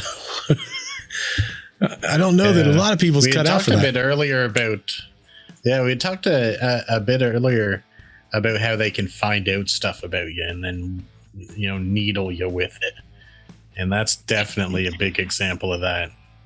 Any faith that this man had, that demon stripped away from him with what he said to him. And I guess at that point, the priest in training, he knew he couldn't do anything. He couldn't fight, so he ran. Yeah, that's crazy.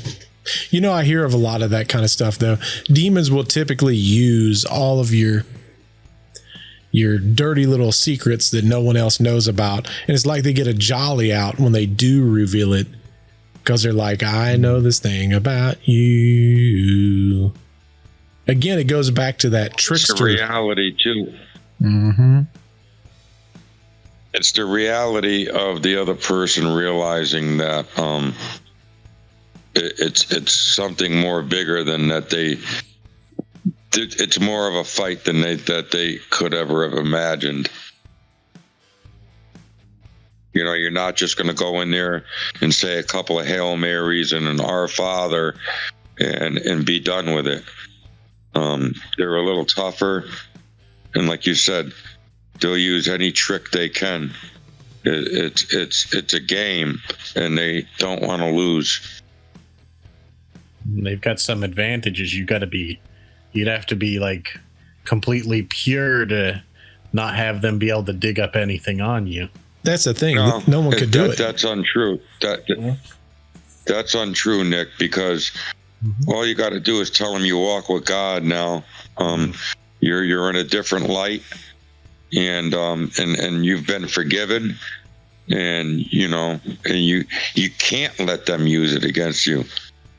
That's one of their focal strengths, and is to continue to cut you down and make you feel worthless. But on top of that, Nick, I think it's also a case of, even if you were as clean of a human being as possible, your mind is never clean. Right. So that is true. So the first thing they're going to do, even if you've never done anything, they'd be like, boy, you sure do think all these things, don't you? Yeah.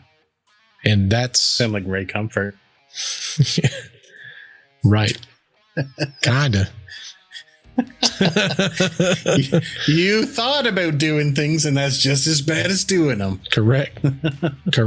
In some cases, according to the old Bible, it might be worse, Nick. Yeah. Sorry, Ray. You're probably a nice guy. But that's the thing. You're never going to be able to get away from it, so you just have to kind of deal with it head on. Yeah, that's true. I mean, if you were sort of like you guys are saying, if you were confident in that these things don't matter, then they couldn't touch you then, I suppose. I mean, think about if you went in there to try to save them, Nick, all the cannon fodder they'd have for you. Oh, I know. If only I cared. Oh, man. Yeah. No, they'd get things over on me real easy. I'm not going Nick in be there. like, well, no longer going to be a priest. Yeah.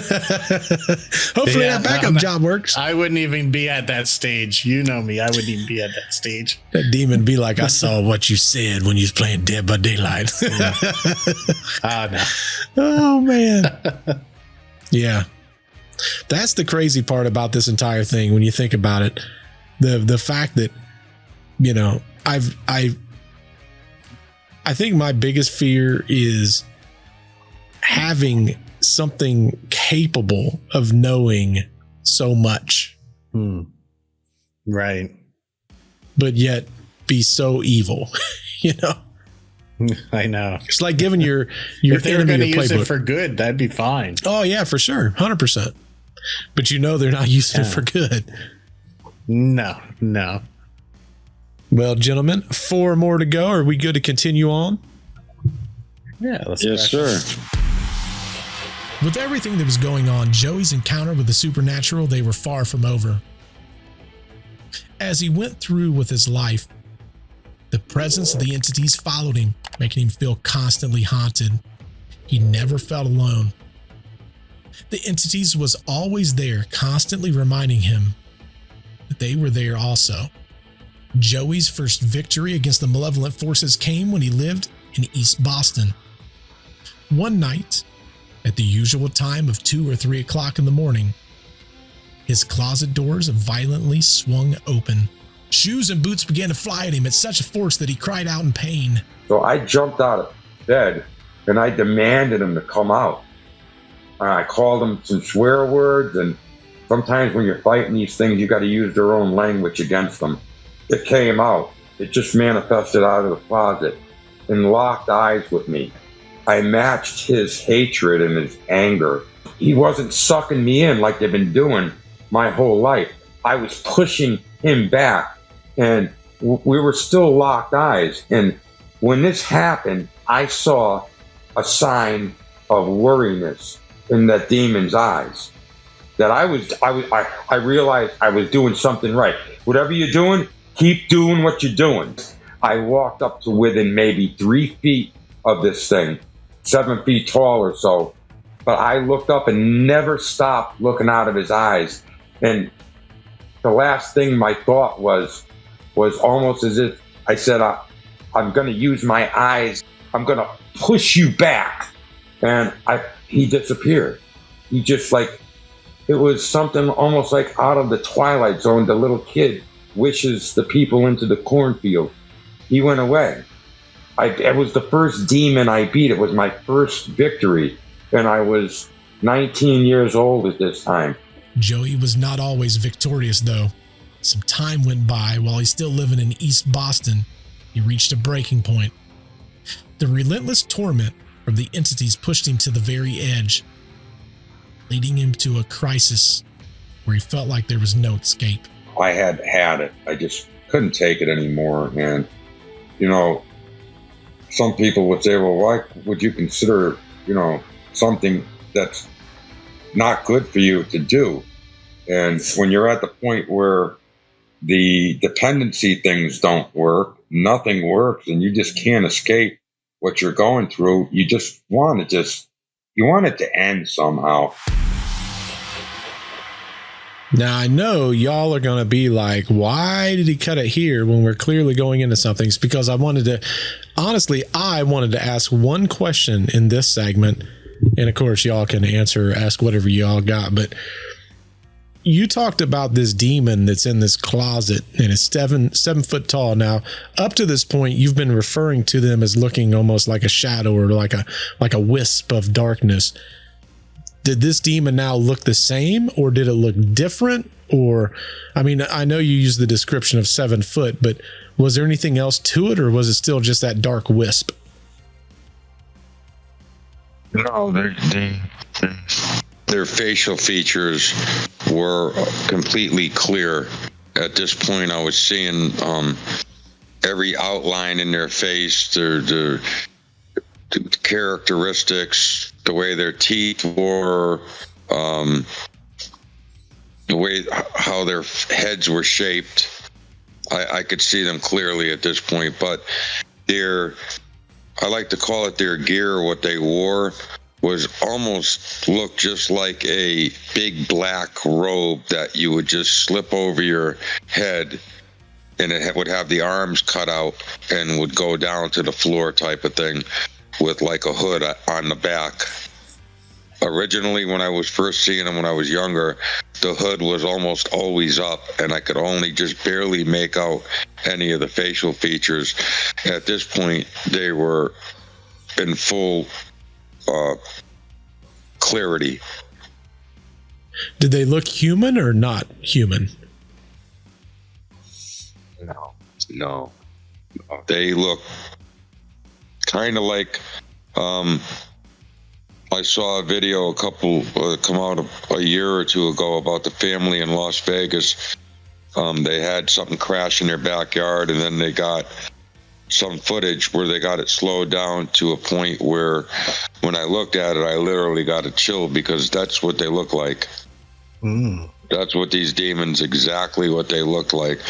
These big, tall, black eyes that turn red when they're doing what they're doing, like pulling you in, like they did that night to me when I was in the bed in Laura and Jerry's house, when they want to program you, I guess, is what they're trying to do. Is their eyes get more intense, turn red, then they go back to almost like a black, almost like a teddy bear eye, where all you see is black. Interesting. Okay. Nick, did you have any questions in this section? Maybe just one. Like, the night that you fought back, what made that night different than all the other ones? What brought you to that point? Did you just had enough, or? No, I was going out with a girl for like 2 years, and we'd had a bad breakup that night, and so I was already in a very angry mood, you know. Young, I was 19 years old, young love, you know, like one of your first loves, and you know, you want to break up, but you don't want to break up, and it was one of those things where I was just ready for a fight, and this was the first time that I fought back. And when I saw that sign in his eyes, that almost like, hey, he's fighting, he's winning. I just intensified it with more hatred and swearing and just not being afraid. Yeah, it sounds like you definitely took them by surprise. They had years of compliance. Exactly, years of misery through them, and you can intimidate even a small little dog, but sooner or later that dog's going to snap back, and that's what happened that night. And I thought at this point that now I know I can beat him, but it didn't end like that, because of the segment that Bert's getting ready to play. It got a lot more serious, and I wanted it to end. I just didn't want to fight anymore, and I didn't want to lose anymore, and I didn't want any more of it. And speaking of that segment, ladies and gentlemen, let's see what Joe's talking about. Joey did something very tragic that night. I think you understand what I'm trying to say. As he lay there drifting in and out of consciousness, he would look up and start screaming at the very demons that was looking down at him, smiling. He would say, "I won! I won!" He would say this with his very own smile. See, he saw this as a victory. But the only victory, the only real victory for Joey that day was the fact that there was an unexpected guest that showed up at his house, and they saw some of what happened without finding Joey. They called for help, and that ended up saving his life. Joey ended up at a mental hospital for a 30-day observation. This was not a voluntary stay. It was a forced measure because they wanted to make sure that he was going to be okay.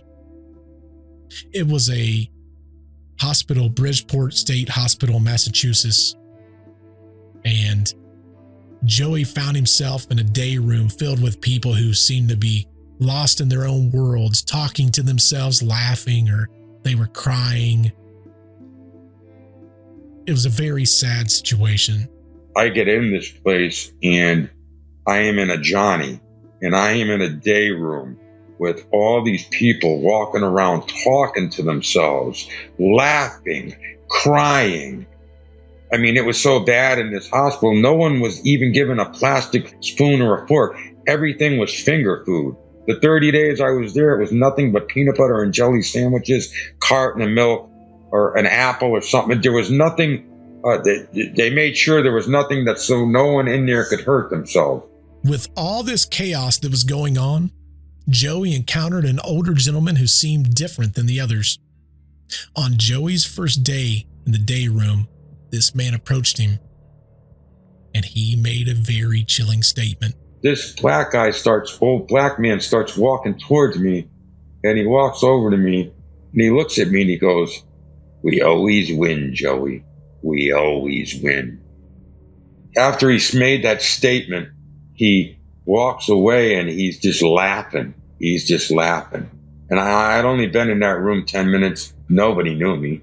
No, I don't even think people knew their own names. A couple of days later, I'm sitting there eating a sandwich, and he comes and sits next to me. When he was in the back of me, I felt his presence. And he comes and he sits down next to me, and he goes, "Don't worry, Joey. I got a couple too." Obviously, his attachments knew my attachments. I did the 30 days in there and got out. Everything basically continued with me as far as fighting, sometimes winning, sometimes losing. So obviously a lot to unpack there, but again, I don't want to dwell too deep on really sensitive issues, but a horrific thing occurs. He's lucky enough to have someone stop by that day. And unfortunately, due to that situation, he had to then go to the equivalent of a psychiatric evaluation kind of deal for 30 days. But yeah, it was, you mispronounced, you said Bridgeport State Hospital. So for people don't get confused, it was called Bridgewater State Hospital in Massachusetts. But because Bridgewater or Bridgeport, I think you got the two kind of confused. 1,000% I did. It's one of the oldest mental hospitals in the United States. When I was there, we're talking the 1980s, and it was built in the late 1800s, and it had never even been renovated. So it was still the original hospital. Other than that, through the years, they only painted it. So it was like prehistoric type of surrounding is what I'm saying. Not like your modern day psychiatric hospitals. This was about as old as it was, like almost being in a dungeon. Wow. And the fact that there's this guy. Many of those anymore. Yeah, there's not. But the fact that there's a guy in there that then acknowledges who you are, that's just creepy. That's. Think about it. That's why I've always felt that everything was already laid out. Everything always seemed like it was just waiting for me. All these things is the only conclusion that I come up with, because everything just followed in almost like a systematic way of events of the way that it was planned out. If that makes any sense. It makes me think of the Matrix, like the bad guy in the Matrix, how he just goes into someone's body whenever it's a good situation for him. Convenient for him. Yeah. It's like he has all these spots that he can go to in different areas of a life. And he's like, there's Joe. Let me jump over into this body. That's just creepy. I like the way that you put it, like people with attachments. And I'm wondering what you guys' thoughts are on how many people out there have attachments, do you think? Just from things you've heard. I know you wouldn't know maybe firsthand, but how frequent is this? For me, for that night in the hospital, well, I should say that 30 days, but that night there when that man came up to me, it made me wonder from that day to this day right now as I talk to you, if this man was under a demonic possession, how many other people in the psychiatric hospitals around the world who they can't solve or figure out what's wrong with them, for them to act irrational or be in a state of comatose looking into space. And they go and they do research on these people's brains and see that their brain activity is completely normal. There is no reason for them to be responding this way. But so they can't figure it out. They're not going to say, well, they must be under some sort of possession, because then they wouldn't be a doctor. Right. That's the exact same process I was having. Like, how many people are in this state? Like, that's crazy to think of. I personally believe that there's probably what I would call placeholders. It's probably the best way I would put it. I believe that there's a lot of people that could have the potential, or at least the opportunity to have it occur, but there's no need. You know, if you truly look at things biblically, which I know that's me in this conversation, and Joe, I'm sure, but I think a lot of times there's no, you know, I heard probably the best way I've ever heard it said was, there was a pastor one time that says, if the devil's not knocking on your door, you're doing his bidding. That's interesting. Yeah. He says, when you see the devil or his demons on a regular basis, it's because you're doing the right things. So if your life has, how do I put this? If your life is maybe doing things that's not good, you're just a placeholder. There's no reason to be there. It's interesting. There's demonic activity within our music, within some of our movies. And I believe that is a placeholder. It opens up stuff. There's no way that with some of the music videos that I've looked at, that you can't tell me they're not demonic. And some of them are satanic ritual. You're right, but it's demonic, but it's subliminal. Correct. It opens a door. Message. Right. It's a mess. It's a way of, you know, if you hear something in a song and you notice yourself repeating that. Okay, perfect example. The day that Sam sang Jingle Bells, when I was in the back seat singing Jingle Bells, I didn't realize I was singing Jingle Bells. It was my mother. If she didn't even say that to me, I wouldn't even remembered why I was singing Jingle Bells. I was just singing it. It was the message was there.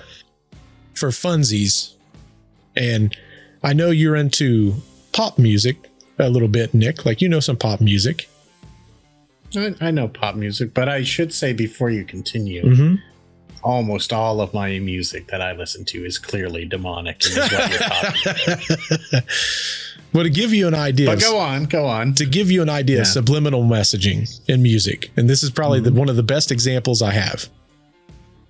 I mean, there's plenty of examples, but this one is so blatantly obvious. There's a song by Rihanna. I think we all can know who Rihanna is, and she was with Jay-Z, and the song was Umbrella. The Umbrella song, right? Yeah. So I know that one. Think about it. When she's singing a song, Under My Umbrella, what comes next? Under my umbrella. Or something. Ella, A. You understand that means something. Oh, no, I have no idea. Ella. God. A. No. Coincidence? Oh, really? That's interesting. Coincidence? Maybe. But when that you go must be back, Hebrew, is it? Or? When you go back to the original languages, Nick, it's kind of funny how things fall in line. It's a very interesting concept. Another thing, and I hate to say it, this could be true. It might not be true. The old Monster drink, right? No. Yeah. We know what those symbols are on the can. I know this one. Yeah. Yeah, they're saying it's like 3 of the same symbol. Right. Now, I mean, coincidence? Maybe. There's also a part in that Umbrella song where Rihanna splashes the water at the screen. Mm-hmm. and the water comes at the screen and then splashes against the lens. When you slow it down, it's a Baphomet head. That's a Baphomet head. And this, for anyone that's at home, don't take my word for it. You can call me crazy if you want to. Go to the music video. Go to the part where she splashes the thing like this and do it at 1/25th of speed, and then pause it. Look up on Google Baphomet head, and then tell me if it's the same shape. Coincidence? Maybe. But when have you ever known a water puddle to look like a Baphomet head? I would assume if you're going like this, it's just going to be a perfect circle. It's not going to be a head with horns. Like, that doesn't make sense. Coincidence? No, maybe. it's interesting. I'm skeptical. For sure. Interested, Listen, but skeptical. Correct. But listen, if they put everything in plain sight, it becomes more accepted. And then there's people that goes, I'm skeptical. That's probably not what that means. But the problem is, it's like everything else. You just add a little bit more and a little bit more and a little bit more and a little bit more. And then what was absolutely blatantly obvious 20 years later, it's just part of art. And if you think about it, Satan did what when he was in heaven? What did he do? What was his job? We talked about on the Robert Johnson episode. Man, that was our first episode. You can't make me think back that far. He was the head of music. He was God's right hand man. He was the light. Correct. And he was the one that was known to provide the music. He was the music angel. Yeah. Ain't that a coincidence? Today's music has what some people would say is subliminal messaging. Very odd how that would happen. Coincidence? Maybe. Well, if we're on the topic, if you were a Baptist, you'd think that drums are signs of the devil in music. For sure. 100%. But so you don't believe that, do you? Me? Oh, I have no clue. I have zero clue. A lot of good music, like good, healthy music, has drums in it. Well, I would look at, so the way that I look at what you're saying is, if you absolutely want to make sure you don't go down the wrong path, you're going to cut everything out. Let's use, for example, if you go to the doctor and you just had a heart attack and you almost died, and he goes, hey, you can't eat this, or this. You're going to double check with some things and go, well, what about this? Well, that's kind of on the line. You're probably not going to eat that. Yeah.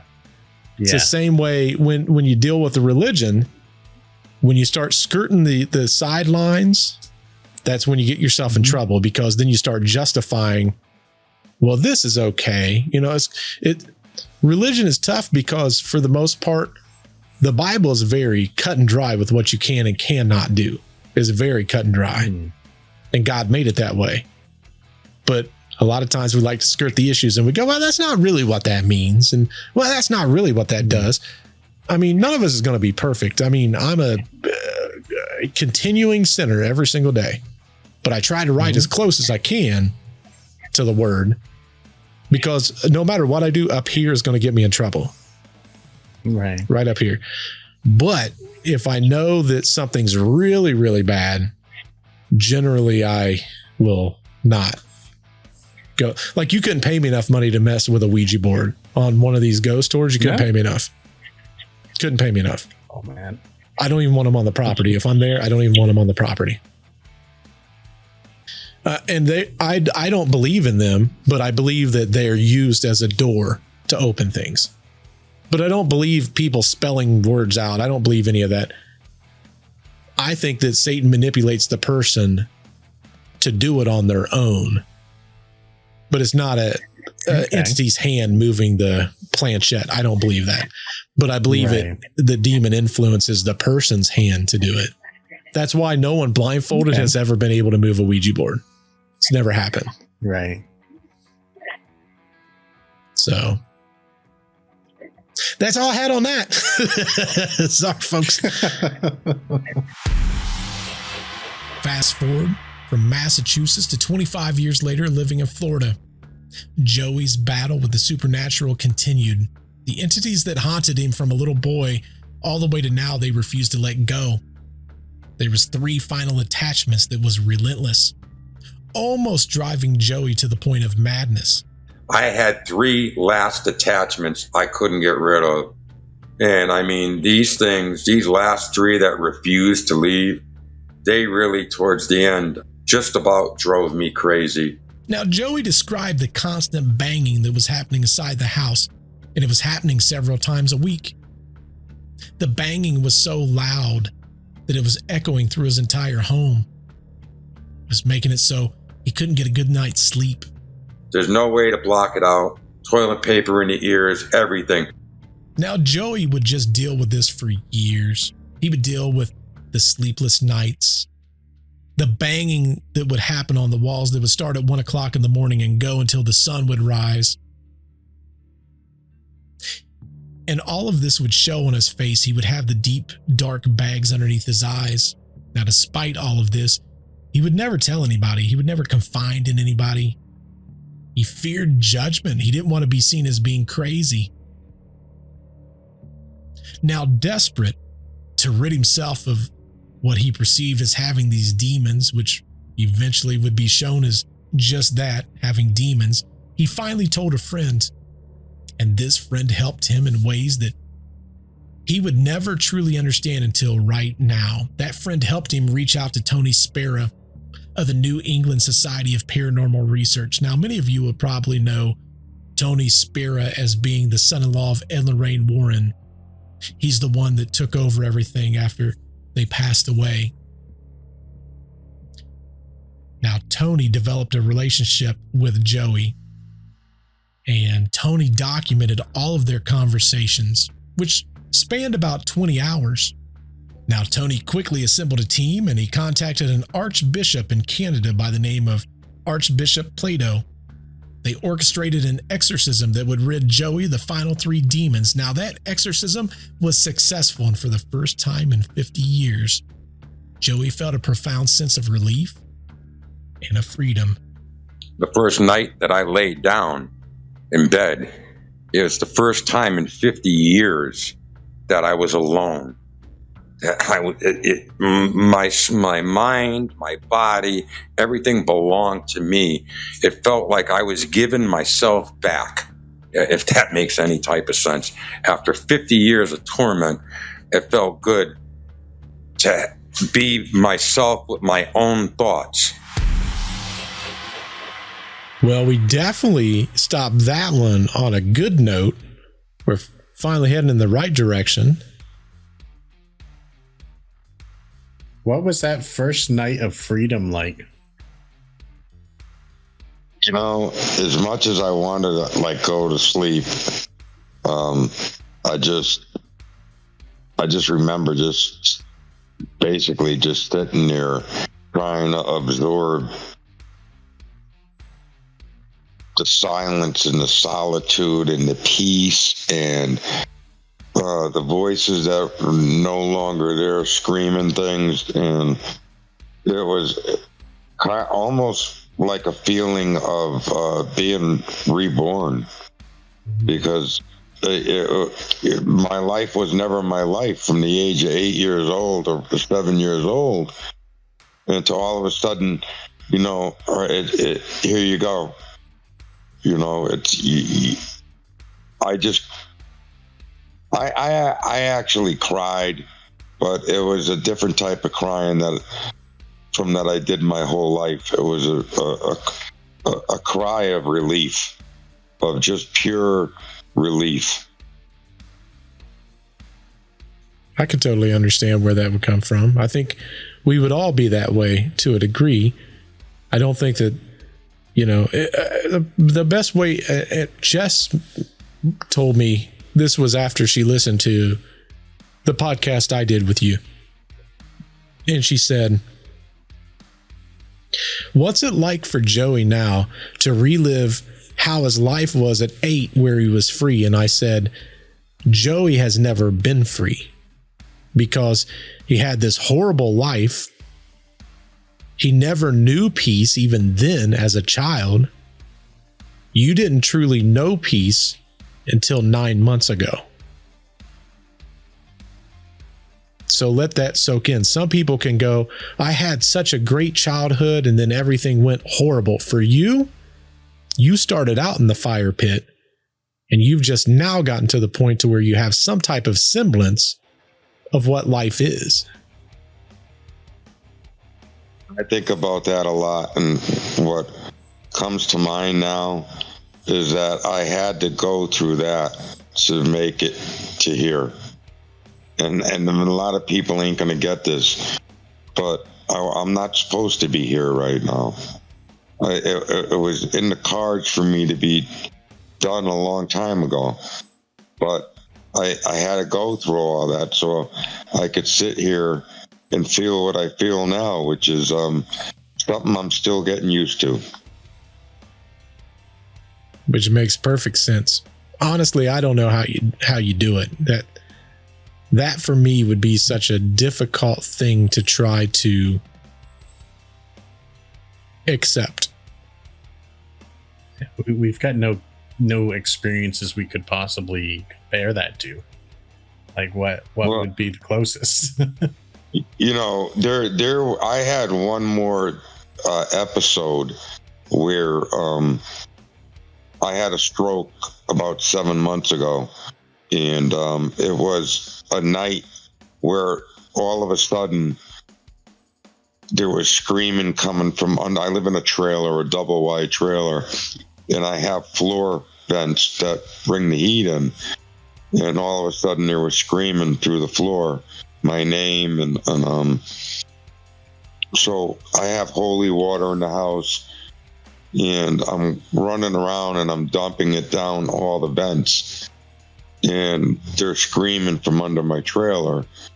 They were making one last attempt to come back, and they said they would come back. So I ended up getting overexcited and having a stroke at 2 o'clock or 3 o'clock in the morning, which I ended up in the hospital for 5 days.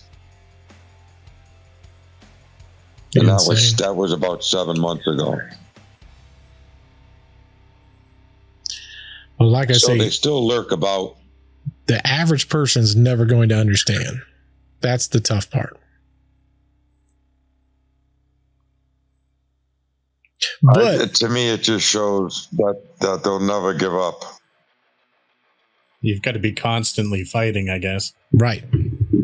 At least now you have the tools and people that can at least put you on the right path, at least in an attempt. So, you know, Tony Sparrow, in that video that he made, that he ended up taking down, but he talked about how he and Archbishop Plato helped me, but that they had threatened that they were going to come back. And Tony was honestly scared for me because I did not believe they were going to come back, but he did. And they did try to come back, and he was absolutely right. So that tells me I can never let my guard down. Right. You always have to be on guard. This newfound freedom, it allowed Joey to reclaim his life. The support from Tony and his team, as well as the enduring legacy of Ed and Lorraine Warren, they provided Joey with the strength, if anything, to move forward. In an emotional recounting, Joey shared a very haunting memory from 1981, one that stands out amongst all the rest. At the time, Joey was living with his grandmother, who had custody of him. They lived over on Prospect Street in Bridgeport, Connecticut, in a rooming house with multiple tenants, multiple floors. Now, despite the relative safety of the new home, Joey, he couldn't escape the entities that tormented him. So one day, overwhelmed by the situation, Joey looked up Ed and Lorraine Warren's number in the phone book in Monroe, Connecticut. To his surprise, the number was listed. So he called. And Ed Warren answered. In a moment of hesitation, Joey hung up. But after gathering some courage, he called back. Ed recognized that it was the same caller and urged him to talk.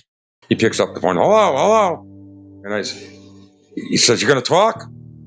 And I said, because I didn't know what to say. I said, "Mr. Warren, I don't know if you remember me. The Goodins used to babysit me." I said, "I was a little boy that was there when you and Lorraine came." And he said, "Joey." He remember, it was 7 years later, but he remembered me. And so right away, he's like, "Hey, how you doing? Where are you?" And, he's catching up with me as far as, what I've been doing the past couple of years. And I explained to him that I was living with my grandmother. My dad got divorced from his second wife. So my grandmother had custody of me, and I was living on Prospect Street. And then he asked me, he said, "So how you doing?" And I was calling him in Lorraine because I wasn't doing good. At 15 years old, I was under full attack from these things. So there was an awkward silence where I didn't say nothing. And I wanted to say, "Help, please, come, run." But all that came out was, "I'm fine." I don't know where it wasn't me. I couldn't say what I wanted to say. It was almost as if someone was talking for me. And Ed didn't, I guess he didn't bite. He started fishing. And he said to me, "Are you sure? You don't sound all right." And I said it again. I said, "I'm fine. I'm fine." And he went from saying that to, "If there's something going on, me and Lorraine will come down to your grandmother's house. We'll come down, kid." That's what he said to me. And I says, again, I said it a third time. I said, "I'm fine." And the conversation ended up into a little more small talk. And then he left it. He left it like this. He said, "Joey, if you ever feel that you need me and Lorraine, we'll come, right?"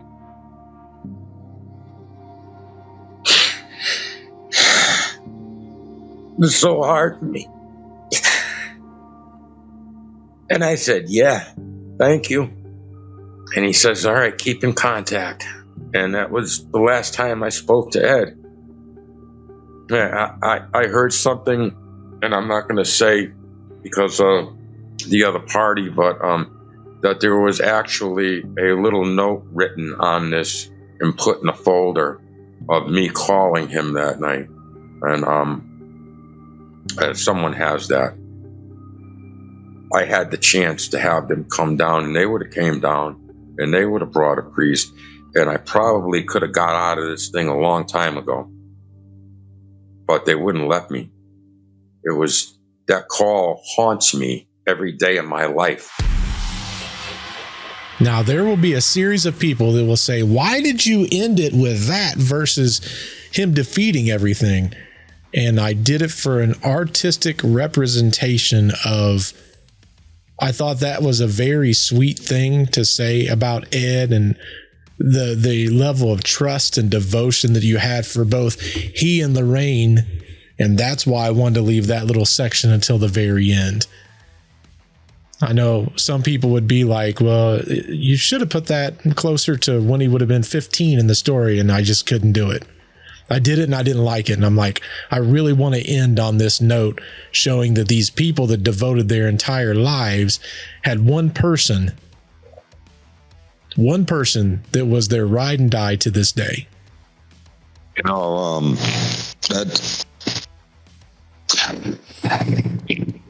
That's always going to be a tough memory for me because it's the last memory I have of me and Ed, and it was a phone call, and I wished I could have said what I wanted to say to him, and which would have been, I'm not good. Please come. Please bring Lorraine. And Monroe from Bridgeport's only about maybe a 30-minute ride at most. And Ed grew up in Bridgeport, so he knew exactly where my grandmother's house was. For sure. They just wouldn't let you at the time. I had to, like I said to you guys earlier, I had to go through all of that to get here. But now I'm here, and I'm living life. I mean, I know people that have been through lesser than me and have not come out as well. And so, and I mean that, and insanity, being able to function daily and, live life way is the way I mean that. I'm able to do that. I still struggle. It's not nothing. I wasn't magically healed because the scars are too deep. It was too much of my life. For sure. But you got to remember now, it's a day by day thing. Yeah. And you got to remember, you have to have a close circle of friends, people that you talk to. You've got your neighbor, you've got me. You can always reach out to me. This is your group of people that has your best interest in mind. And that's how you live your life. I appreciate that. Because you had Ed then, but now you have to have you'll never make it without your tribe. That's just the reality of life. You find your circle. Everyone needs other people. No one's an island. 100%. 100%. Joe, listen, I appreciate everything you've done. I appreciate you doing my podcast, for doing this podcast. I know this resurfaces a lot of memories for you, and I know it's very draining on you. Is there anything that you want to tell the podcast? Anything that, for anyone that's out there that is maybe dealing with what you dealt with, do you have any message for them? Yeah, they can be beaten. It took me a long time to get over the fear that they instilled in me, to have me to the point that I was terrified of them most of my life. When I fought back and I got stronger and stronger, I was winning. So just when you think it's hopeless, it's not hopeless. Fight. Fight with the white light. A lot of people might have needed to hear that. 100%. They can be beat. I told Joe he needs to write a book. He needs to write a book. Write your story. I'm thinking about it, Bert. It's something I probably might need help with. Absolutely. As you should. I don't know if I'm capable. Well, again, this is why you deal with your circle. If there's something I can do that can help you, just obviously always reach out. Let me know. If I can do it, I'll definitely do it. Maybe I can try to guide you. I know Nick and I have talked about different publishing things. He's the master of it between the two of us at this point. He's done it a couple times now, 2 or 3 times. Nick is like a doggone author up in this thing. I like to try everything. I don't know what's going on, but I'm only getting every other word from you guys now. Uh-oh, it's getting cursed. Well, I think that's a good note to end on. Well, everybody out in podcast land, we definitely appreciate you stopping by. If you've not hit that little thumbs up button, definitely hit the thumbs up button. Thank you, Joe, again for stopping by and doing what you do. Yes, thank we you. definitely appreciate it. Until we see you on the next podcast, goodbye. Bye-bye. Joe is currently dealing with some ongoing legal matters, and while we don't delve into the specifics on this podcast, he wants you to know that he's in the process of clearing his name after many years of dealing with this. Now, we respect his journey and appreciate his willingness to share his experience with us despite these challenges. Now, I'm going to tell you all here, anyone and everyone can share their stories. I don't concern myself with the guest's past. Instead, I'm dedicated to the authenticity and the depths of the stories that they tell. My focus is on the experiences and the narrative that shaped their lives. And if anything, I'm honored to offer a space where their voices can be heard. In a little house on Lindley Street, a boy named Joey found himself on a tree. Stayed there sometimes in a place so cold, where shadows whispered and stories were told. They said it was just a tale to scare, but Joey knew there were demons there. Objects flew, voices in the walls. In the darkness he heard their calls. Joey, Joey in the haunted house, fighting shadows, trying to get out. And then the rain came to see the haunted boy of Lindley Street. Joey stayed with Laura and Jerry's Grace, in a house where fear had found its place. Sam the cat would speak at night, in a voice not his, a terrifying sight. The fridge would float, chairs would fall, in every corner he heard their call. Marcy's friends, they were unkind. Joey saw what most would never find. Joey, Joey in the haunted house, fighting shadows, trying to get out. And then the rain came to see the haunted boy of Lindley Street. Years went by, but the memories stayed. The haunted nights, the games they played. A boy now grown, but the scars remain of Lindley Street and all its pain. Joey's story spread far and wide, of the haunted house and what he tried to hide. But in his eyes the truth is clear, a tale of fear